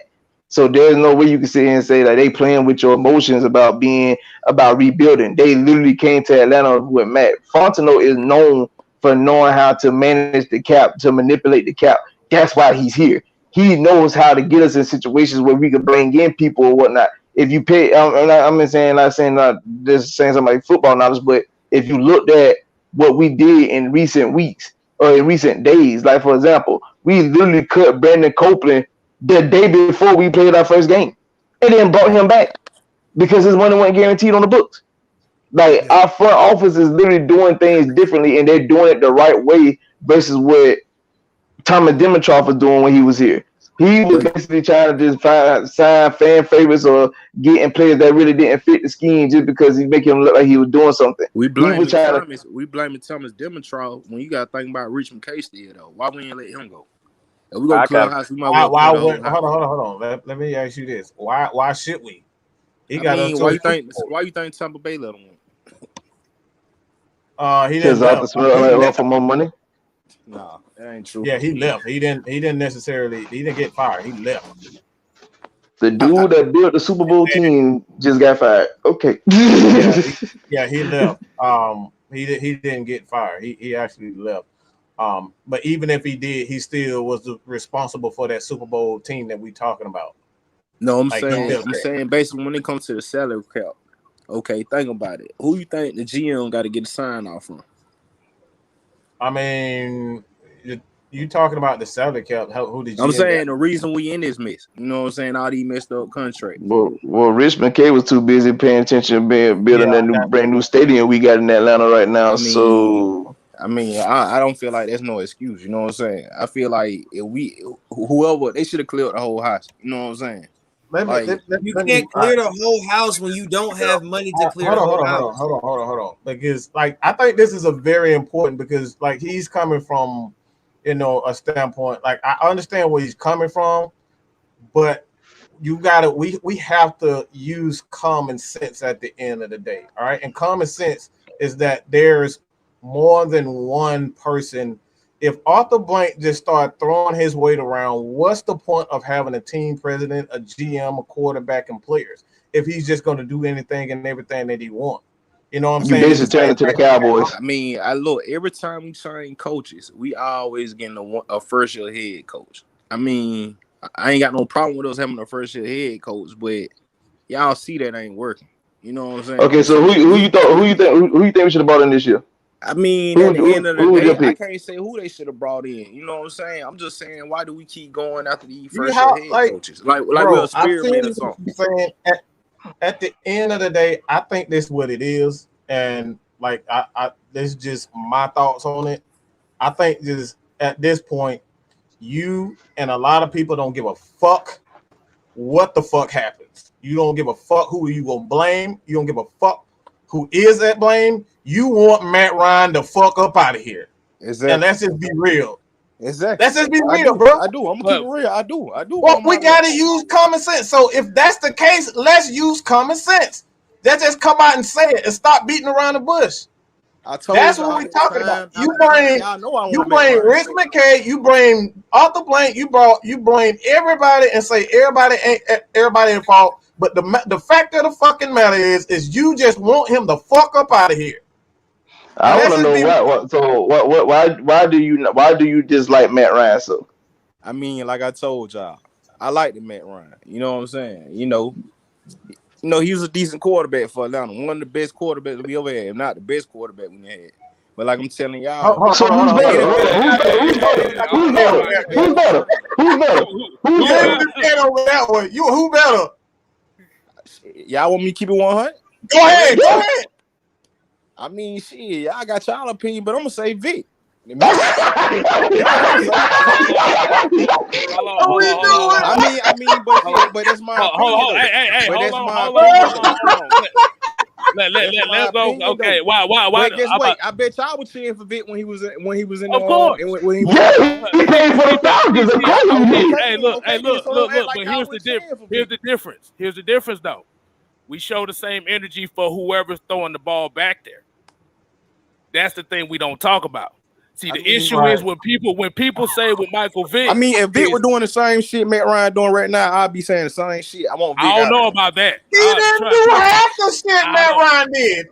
Vic way more exciting than Matt Ryan, man. Vic way more exciting. There we are. And here we are. That's all I do to hear. That's where we are. Right there, bro. I appreciate it, man. Like you did, like you could have did everything. Like I commend you for even coming on, because a lot of people want to even come on and be truthful with us and just have a conversation. I appreciate you, bro. Don't take that don't take it no type of way. I trust me, we appreciate you for stepping on. You know what I'm saying? Like, exactly. Because at the end of the day, it's all about the conversation. But the thing is, we need people to actually be honest about it instead of like I said, beating around the bush and just say, "Okay, I prefer this guy." I mean, 80% of Atlanta want Matt Ryan out of here. You know what I'm saying? I just gotta speak up for I gotta speak for the folks who want him out of here. You feel? I mean, yeah, but everybody again, like you said, you liked it, Matt Ryan, as you could say. But the problem is, like, it's declining, man. Time to move on. That's all I'm saying. But before he was even declining, you probably much showed us your disdain for that man back in the day. So, like you said, you because I want the quarterback to take over the game, like Brady, Peyton Manning. He does. He does that. No game. What you mean? So we do you know how many games we lost where our defense was on the field? What can you do when you had to watch your defense give up the lead? I watched my quarterback go down the field. Tom Brady always had no good defense. That's a lie. Wait, what? Nah, that's oh, a lie. no, you lying Tom right Brady there. ain't always had a good You lying right there. Tom Brady ain't always had a good defense now. We ain't gonna see You lying, sir. Hold on, You hold on. lying. He You lying. had a few good defense. I got now. the He ain't numbers always right had here. a I good got the defense. numbers right here. He's always had a good defense. Tom Brady's been in the league for about Tom Brady's been in the league about 21 years, right? Yep. The numbers here says that Tom Brady, out of those 21 years, 17 of those years he had a top 10 defense. Thank you. I bet all of them. When you go to the Super Bowl years, look at the Super Bowl years. I think every one of them was a top 10 defense. Everyone top 10 defense, and you also had. He didn't have the number one defense last year in the Super Bowl. Let's take it a step further. The man can't help. He got a top 10 defense. I mean,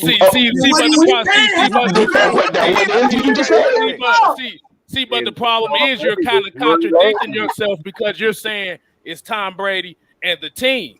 But the problem is you didn't say Matt Ryan and the team. You just saying Matt Ryan is the only problem. Nah, Matt Ryan ain't on the problem. We know that. No. Don't switch it up now. Don't switch it down. I know that. I know the whole damn team. So shit, I'm gonna be real with you. Everybody so ain't nobody on the motherfucking team worth keeping that. So why we don't want to get rid of those guys? Why is it that we gotta get rid of shit? Why do we have to get rid of Matt Ryan and the whole? You said we need to let him go because he's 37 years old. He don't have any accuracy no more. He don't have any arm strength no more. I mean, did you not see the touchdown? He don't have no emotion. That man don't have no emotion, bro. Let's be So real. He don't have no emotions. Should we cut no type of emotions on the field, man. I need a quarterback that's a leader that got emotion. You feel me? Right, some type of excitement on the field. Man, when you go to the Mercedes-Benz Dome, it's dead in there. No type of emotion. Because y'all don't put down the I'm tired of losing. You niggas want Vic so bad. Everybody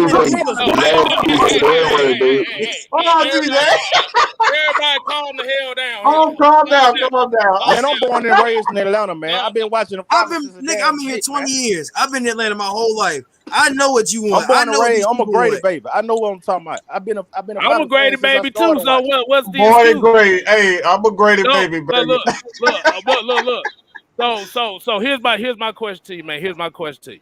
So when was the year that you felt like Matt Ryan was needed to get rid of? The first time? Shit, right after the Super Bowl. Right after the Super Bowl? Right after the Super Bowl. And it was time to clear house then. It was time to clear house then? Even though he wasn't the reason they made. My bad. I'm sorry. No, because the only reason why I'm saying that is because even though you did say the team sucked, you didn't say the team sucked until we addressed the fact that you didn't say anything about the team. I bet be real, man. Everybody know the Falcons suck. I ain't gotta tell you that. If I tell you Matt Ryan suck, you know damn well I think the whole team suck. Even if that is, you still got the word. You didn't say that. Should we cut Grady Jarrett? Should we cut Grady Jarrett? No, Grady Jarrett about the best thing on the team. But you just said the whole team sucks. I'm saying though. See now y'all got there. You know what I'm saying? No, bro. No. Go tit for tat for toe.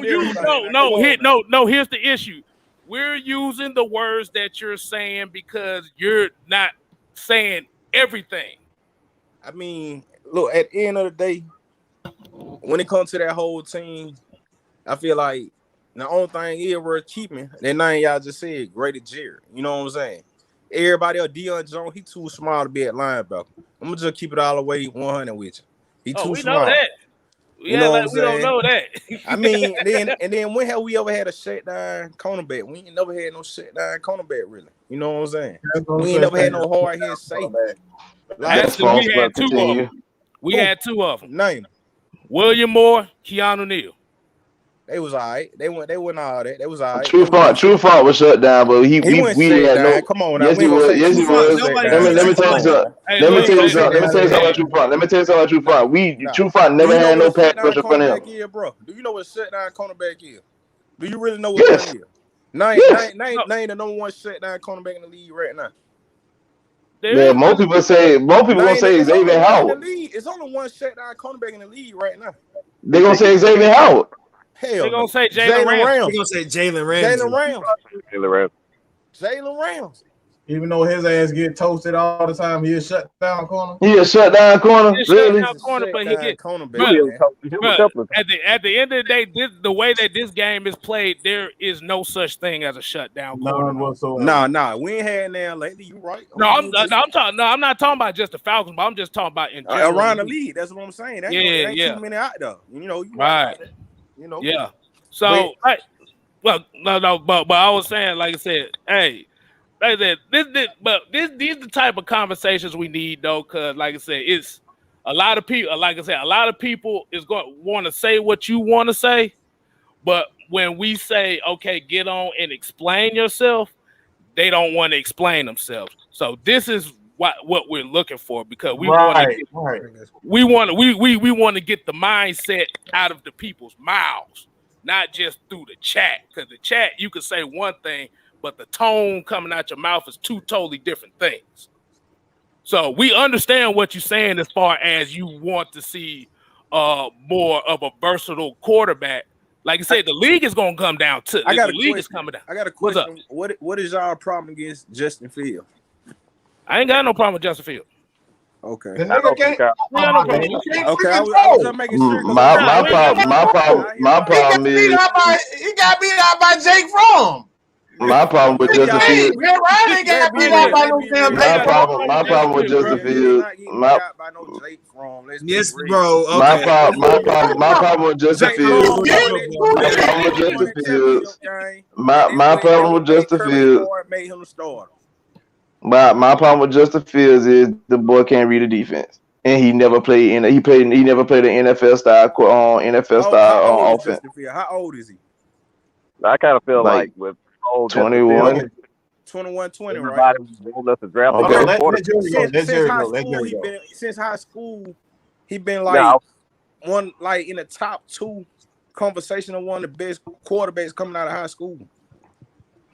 Do you know how many? Do we know how many people done did that? Do you know how many people that had them accolades? Do you know how many times? Do you know how many people that had them type of accolades coming out of high school, going through college, and then going to the NFL and completely fall off? Did you see what he did at Ohio State? Yeah, not read the defense and throw deep balls. Yeah, I watched him struggle. I watched him struggle against Northwestern. That's what I watched. You gotta look at the product he got on his team. I watched him struggle against Northwestern. I guarantee you. Hold on. I guarantee you. If we had Justin Fields in Atlanta, the stadium probably be sold out. Who the for him to sit on the bench? Question though. I'm just saying, hey, this is a business too at the same time. So if who the fuck cares? You about my contract. You avoided that. If I'm on the blank, I'm looking at my pockets. I'm looking at them stains every Sunday. I'm looking at them stains. And Matt Ryan's the main reason he made money. About Atlanta is a black city, man. Let's be 100. We gonna keep it 100. Hey, man, no, we're not going there. We're not. Atlanta is a black city. So we gotta have a black quarterback because we a black city. We one of the most multicultural cities in the country. You gotta Hey, at the end of the day, hold on, TJ. At the end of the day, we're gonna give you your last thought. So just your last thoughts. Just go ahead and get that right quick. Shit, my last thoughts is, man, Atlanta ain't gonna win shit until they get rid of Matt Ryan. All right. Okay. Boy, you better hold that stay that way. I got one more question. If it come down to that point, what holds you back? What holds you to watching them if you know they ain't shit and they're gonna lose? I don't watch them no more. I'm not even gonna sit here and lie to you. I mean, I might turn on the game. All right, appreciate it. Hey, look. So if you don't, I'm not no damn ESPN analyst, man. I'm not gonna sit here and watch. We ain't either. The people that work at ESPN analysts. I'm not gonna sit here and watch my team get dragged the whole damn 4 quarter, man. Hold on. You said it's your team, but you said you don't watch them. Watch it.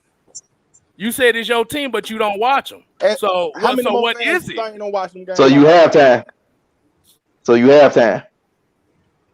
What you mean halftime? I watch past halftime sometimes. No.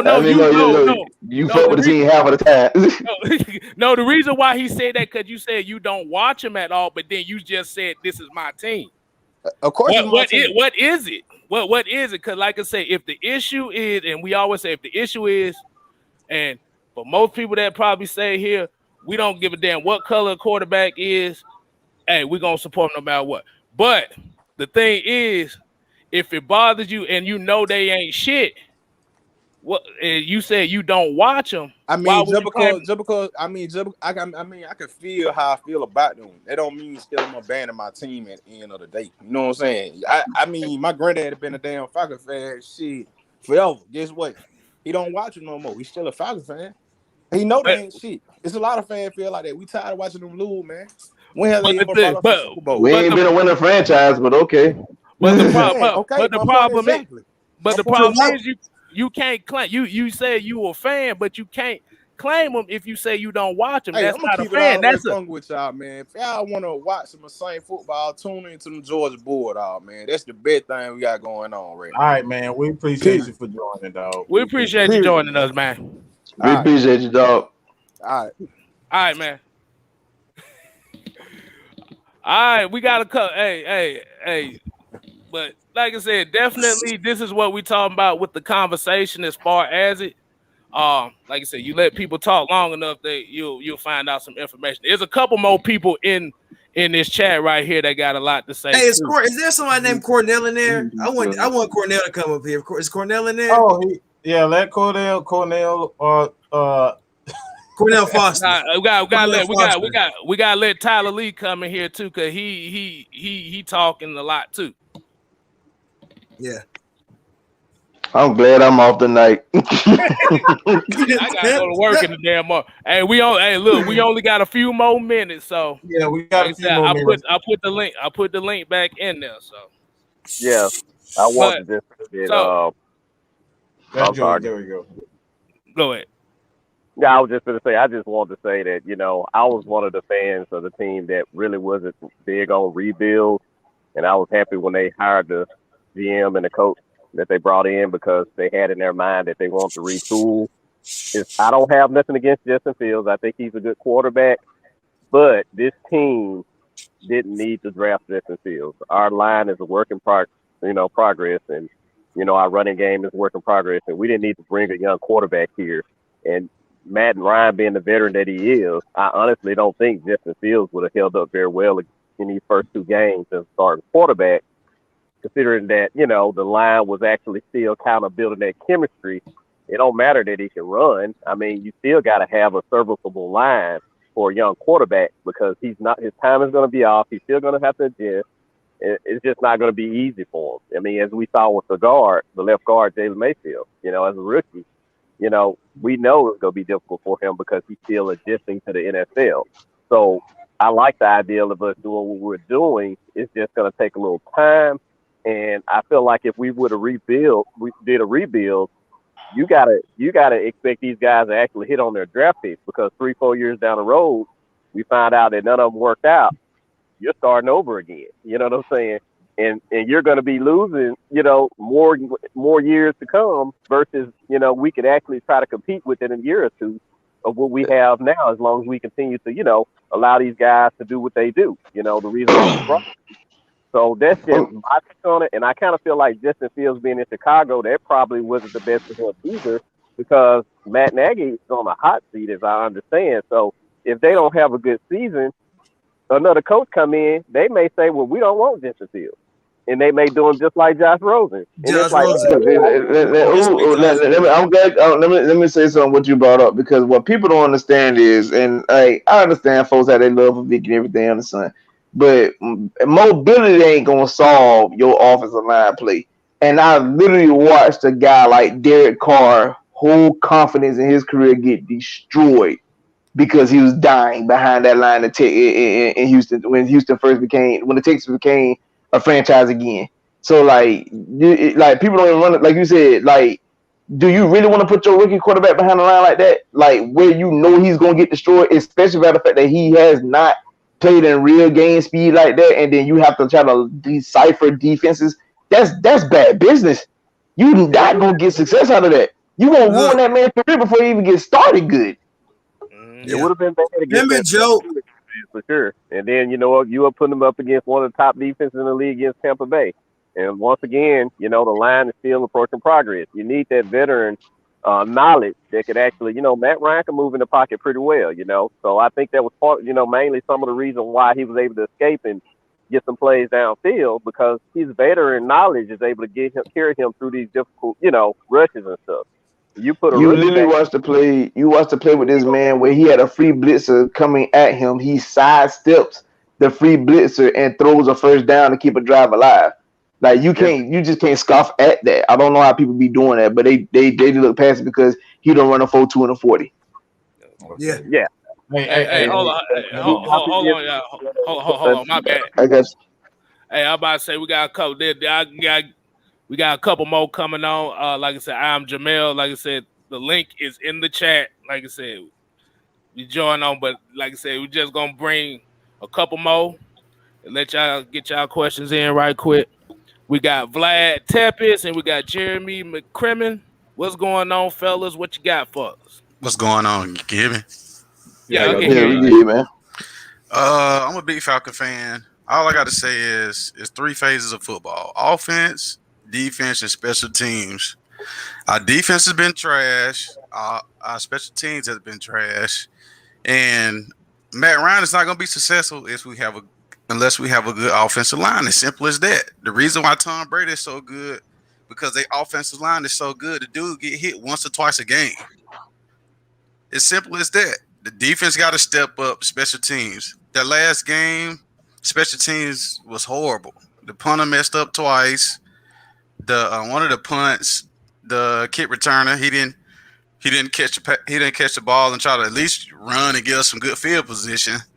Overall, that's been the issue. Even back when the 2012 game when we played San Francisco, I think halftime it was like 17-7 or 24-7, and they came all the way back. The defense has to step up. The defense has been a major problem. Offense been a major problem too. The last time we actually seen the special teams be good was when Devin Hester was here. Besides that, the special teams been trash. We ain't blocked no punts. We ain't blocked no field goals. We ain't ran no kick return back. None of that. And they, like the dude was saying earlier with Tom Brady, you watch the Patriots, they good in all three phases: special team, defense, and offense. So I don't understand all this hate with Matt Ryan. I'm like, he need an offensive line.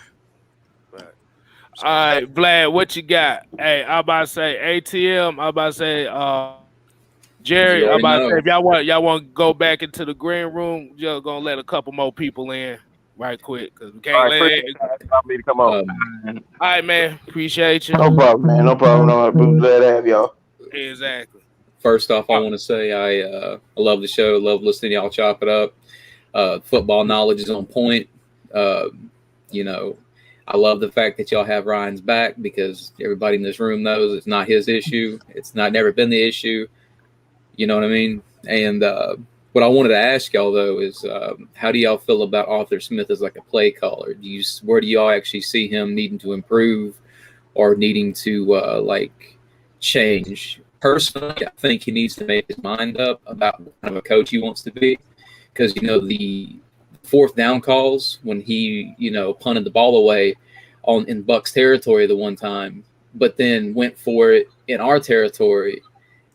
It kind of confused me, and I'm like, okay, are you trying to be a more reserved coach, or are you trying to be more of a progressive one? Or not progressive, but progressive. Let me say on that. Hold on. I just want to get this out quick.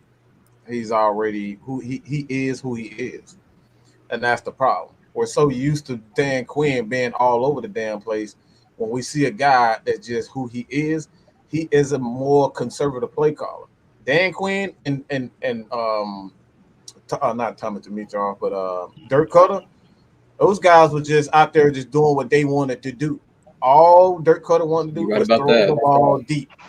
We knew that Dan Quinn was going to play cover 3. So now that we see Arthur Smith as a guy, he's going to throw short passes. If you guys watch the film breakdown that I did, it's like I said how Julio Jones, and I can put that in the community tab for you guys to see it again. But I went on to show you guys how the receivers are going to be going to be utilized. He's going to get a chance to check it out yet. Intermediate passing.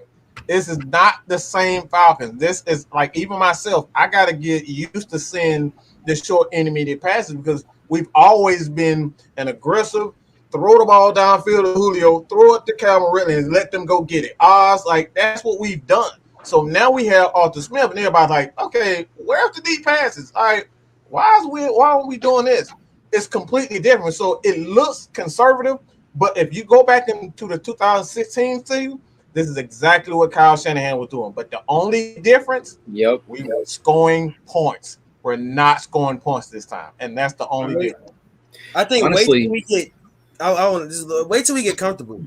Wait till this team really gets comfortable in their knowing this offense. Like, we went through OTAs and we went through all this stuff. That's still not game speed. So let Arthur Smith develop this team.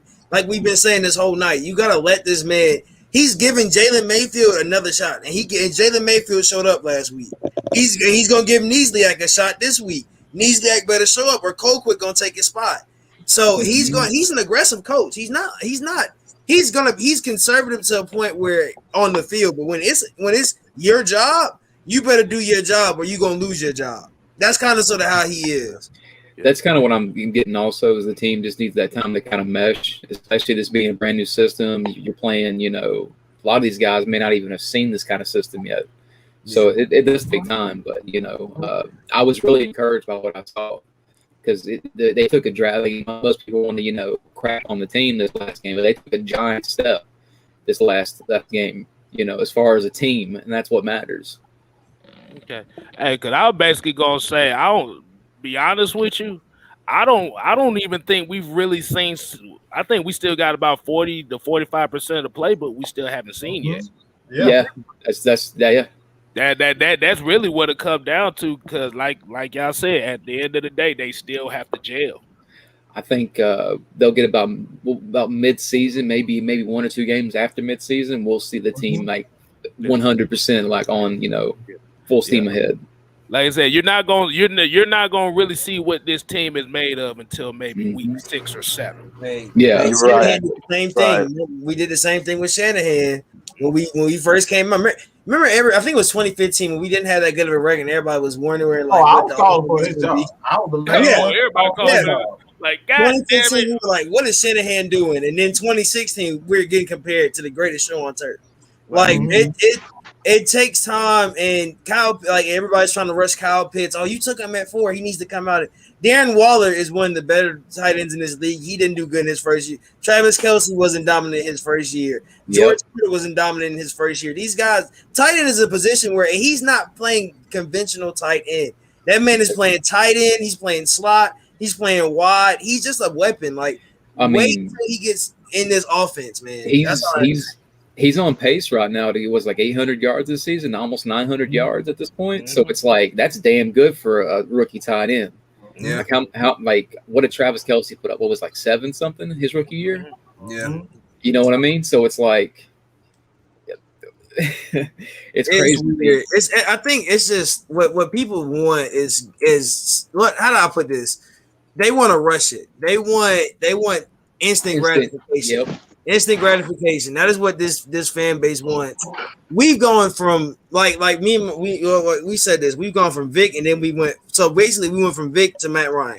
You went and you had the little in between year, but you went from 2 basically franchise quarterbacks. So that's, you kind of sort of spoiled in that range. Like, you're like, oh well, we only had one bad year, and then you bring in Matt, and he's literally a generational talent. So you can't do that.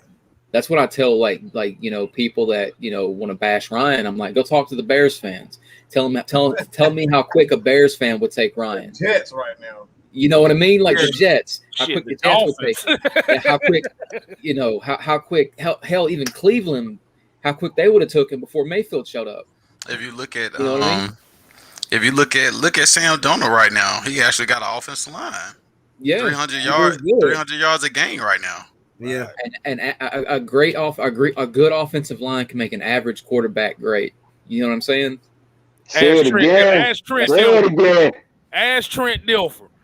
You know what I mean? Yeah, exactly. Ask Brad Johnson.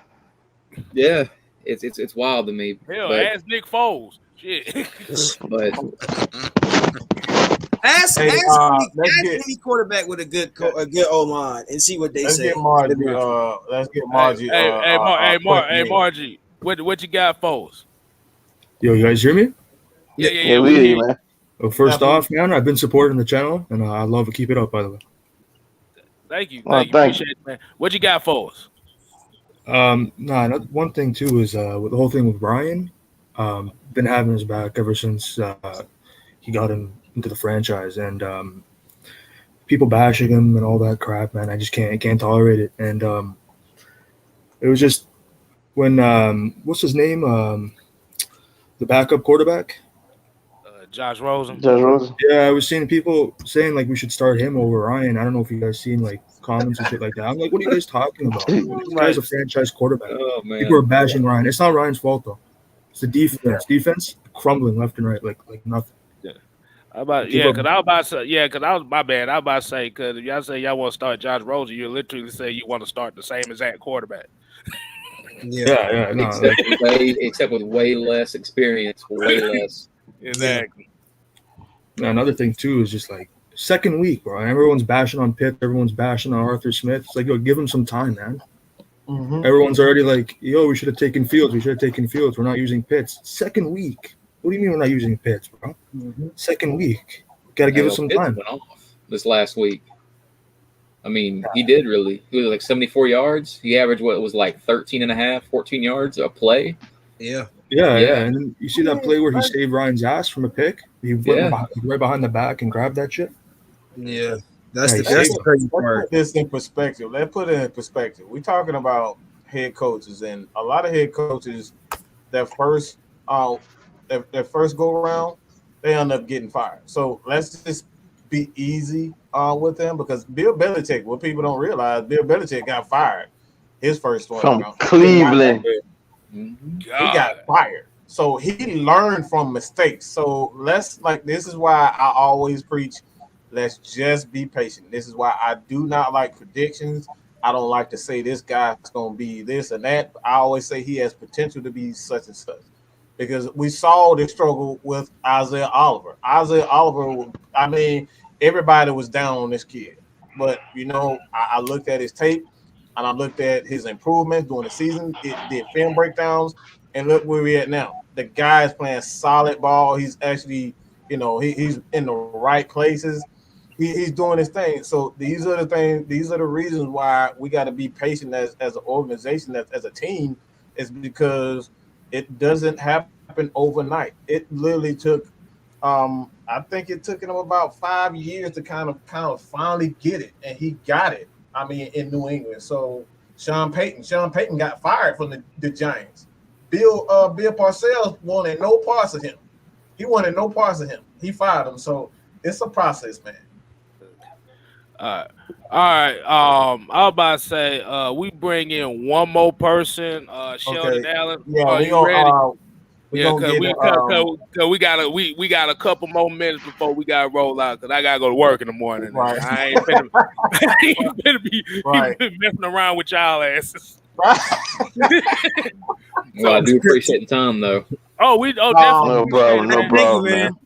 Let's get Sheldon in real quick, and then we'll get everybody final thoughts. Okay. Sheldon, what's good? Sheldon. What's up? Yeah, I appreciate y'all, man. I really rock with the show. Hey, so turn the video down so we can hear you. Sheldon, what's good? What's up? Yeah, I really appreciate y'all. I love the show. I watch all the time. But I don't know if I fully agree with y'all on the Matt Ryan thing. I think he's definitely a good quarterback.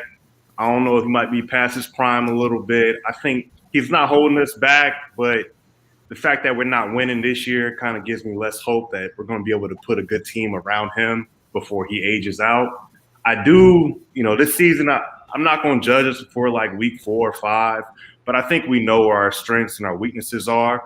And maybe it's not our year for the playoffs, but I love to see some good growth. I think that's kind of what I'm looking for this year. I want to see some of the young guys get better, and I'm looking forward to it.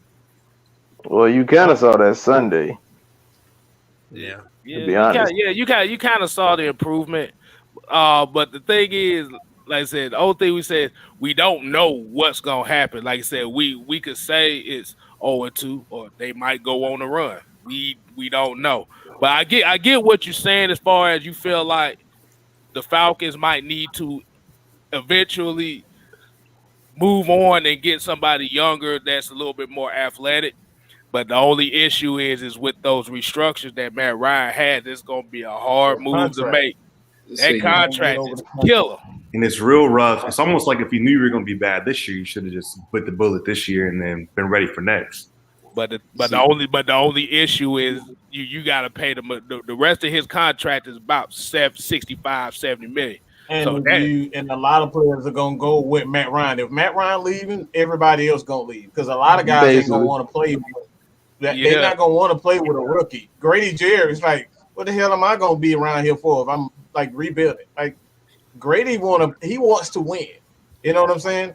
And if you keep a guy like Matt Ryan and then you slowly build the offensive line, you slowly build the defense, you give them a shot. That's all guys want is the opportunity to win. Right. Money isn't everything to everybody. Like, like some people can live off of $2 million. You know what I'm saying? Like money don't it doesn't. It's not everything for everybody. So when it all comes down to it, like I understand what we want, and this is why I made the video. I said they don't give a damn about what the hell we want, because if I would have honestly I would have traded Julio, I would have traded Calvin Ridley. When I would have started building the defensive line, I would start building the offensive line, and to say the hell with the skill players. Let's build these trenches first. That's what I would have done. I would have fully invested in the trenches, and I would have said, all right, we can draft a Russell Gage. You see what Matt Ryan did with Russell Gage. You see what he did with damn Mohamed Sanu. Mohamed Sanu was a fifth option in Cleveland, and he made him a star. You know what I'm saying? He made him. We got a second-round pick for Mohamed Sanu and went to New England and totally bombed. We were off so the path. It's not a matter of if Matt Ryan can do it, he can do it. But you need help in the trenches. Julio made a lot of people look good. He made Russell Gage look good. He made Sanu look good. He made Austin Hooper look good. And all those guys, when they got to stand on their own, they're not really that good. But if you look, go ahead. I was going to say, if you look at the games that Julio was out and look at Matt Ryan's stats, you'll be surprised. Like, because he was still balling. Almost identical. Exactly. It was almost. I remember that 2018 season, everybody was injured, and Ryan put on MVP stats. Nobody remembered that season. Nobody. Everybody was injured. Nobody remembered that season. Because MVPs are a team status. I mean, as much as people want to say they're not, they really are. Because you could be like a ridiculous quarterback like Ryan was that year and still get no clout because your team was sorry. Sometimes we don't look at the stats of the full game, though. A lot of those points weren't scored when the game was close. They're scored at the end. That's why you're losing by a lot. So everything's not 100% equal, but you are right. 2018 Matt Ryan was really good. 2017 was actually my favorite Matt Ryan season because I just felt like he nutted up and made a lot of big plays that he typically didn't make, even though his stats weren't that good. So you can look at it a lot of different ways. Yeah. But at the end of the day, when we talk about those, when we talk about those stats that came at the end, you got to try to throw yourself back in the game regardless, because that's really what it comes down to. But go ahead. Can I say this as a Falcon fan? Because people say because the game was out of reach or whatever. We as Falcon fans should never use the terminology of what is called stat padding. When we literally watch people literally stat pad their way into a victory. So we shouldn't use that at all. Yeah, because we could name plenty of quarterbacks that held Drew Brees had 5 seasons of over 5,000 yards and went 7-9 4 of those 5 seasons. That's true. So we could use that. But like you said, at the end of the day, like I said, you gotta appreciate what he has right now. Like you said, we know that the time is going to come, but the money-wise, it's too damn expensive to do it right now. You gonna have to really get somebody that's gonna be willing to take that contract and Brock Osweiler that thing. It wouldn't surprise me if Ron's around until he's 40, because Right. I really believe that Arthur Smith's plan in Atlanta is to build this team on both sides of the offense and defense. You know, let Ryan go around 40, and then just trade the farm for that, you know, that generational quarterback, and just plop him down in the middle of a complete team on a rookie deal. That is the keys to sustained Super Bowl window, if you ask me. You're absolutely correct. Might need a 2017 Saints draft to get that team around. I'll go ahead and start. But like you said like with Julio made Matt. I think Julio had like 65 career touchdowns. So that means that you got to account for the other 270 touchdowns he threw as well. So we got to look at everything. It just can't be one side. But like I said, we appreciate everybody coming on. This is kind of a new concept that we do. Like, well, I ain't gonna say a new concept, but this is something that we want to do with the Q&As. Have people come on, answer questions, ask questions, and give thought. Because at the end of the day, this is what we want over here at AFN, is just to have the conversation about the Atlanta Falcons and get in the same mental as everybody. So that's really why. We ain't against Ryan haters. Whatever you are, we not against you. That's why we just want to have a conversation. That's all. So this is it. Yeah, because this is really why the fan base is split, is because nobody wants to talk about nothing. Everybody wants to be right, but nobody wants to be wrong. Well, I do appreciate y'all having us on to chop it up with y'all. It's always a pleasure. Hey man, no doubt. So we're gonna go ahead. We're gonna go ahead and kind of make this more of a normal thing for us as far as Friday nights. So we just had to get back into doing it. But like I said, I appreciate everybody tuning on. Like I said, you follow Man KStylzz on YouTube. I still haven't changed the name of my other social media. I still gotta do that because that's too many names to remember. And be honest with you, I forgot all of them. But I appreciate everybody, man. That's all I gotta say. All right, man.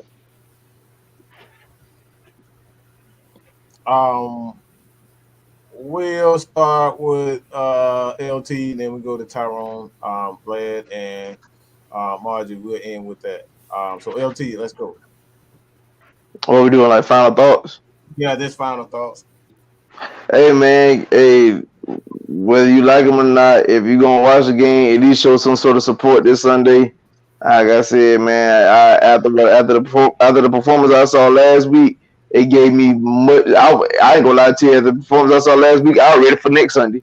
I was ready for this Sunday coming. I was already ready. Like, I was ready to see the team back on the field again because I was that excited. But I mean, just support your team, man. That's all I ask y'all to do, man. Support. Like, that's what we need to do. The guy that we had on earlier about fans not coming to the game, that's probably that's why it seemed like bad juju on this team, because nobody ain't supporting the team like they should, giving us home field advantage. Back in the day, we used to have that home field advantage when folks stepped into the dome, it was packed out. You know what I'm saying? Defend the dome. Even though it ain't the Georgia dome no more, but still defend the dome. But, you know, like I said, support the team, people. Support. All right, TJ.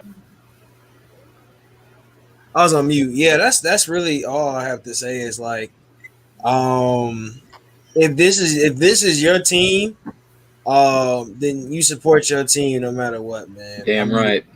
Like, you're not gonna sit there. Like, I see y'all in the comments, and I'm not even gonna address y'all. But at a certain point, if you don't want to be a Falcons fan, don't be a Falcons fan. If we so ass and we trash, and you know we gonna support losers, then don't be a part of the team. Don't be a part of the fan base. It's that simple. Go be a whatever fan you want to be. Because half of y'all really ain't from Atlanta. Let's be honest. Half of y'all really from other states. Y'all came down here. Your family's not from Atlanta, and y'all moved down here. You just decided you was gonna be an Atlanta fan, and y'all show y'all ignorance every time. Y'all show y'all ignorance every time y'all say something. So I that's all I had to say, man. Go subscribe to Fila on YouTube. For everybody love Atlanta sports on YouTube. Call on Tyrone tomorrow night on my channel. If I'm talking about college football, parts like about Georgia and all the other schools. That's it. All right, bro. It's on me. Yes, sir. Alrighty. One thing I'll just say is when it comes to game day, don't just solely focus on the negative part of the team. You know, you want to focus on the positive things, but you know, just kind of keep what needs to be fixed in the back of your head, and just enjoy the season. You know, don't take it. We all know the team isn't where it needs to be. Just enjoy the games, and like I said, just embrace what's positive about the team because it could always be worse. Don't ever think it can't be. Don't ever think that. Yes, sir. All right, Margie, what's good? Yeah, nothing much. Just you know, obviously appreciate y'all, and like you guys been saying, you know, it's not gonna come overnight. At the end of the day, we're looking at a rebuild here, you know. So that shit doesn't come overnight. It comes maybe 2-3 years. It takes time, right? So at the end of the day, it's our team. We got to support it. You know, loss after loss. I've been here supporting these guys, loss after loss, and you know, it's my team at the end of the day. So I'm gonna keep supporting them, you know, until we get there and we win the Super Bowl. So, and that's what it's gonna take. So that's pretty much it, man. Hey, man, we appreciate it, man. I totally appreciate it, man. Again, we will continue to do this on Friday Night Madness. This is a concept we're going to continue, so everybody is welcome to return Friday. But at the end of the day, man, y'all ain't got to go home, but you got to get the hell up out of here. All right. So with that being said, peace.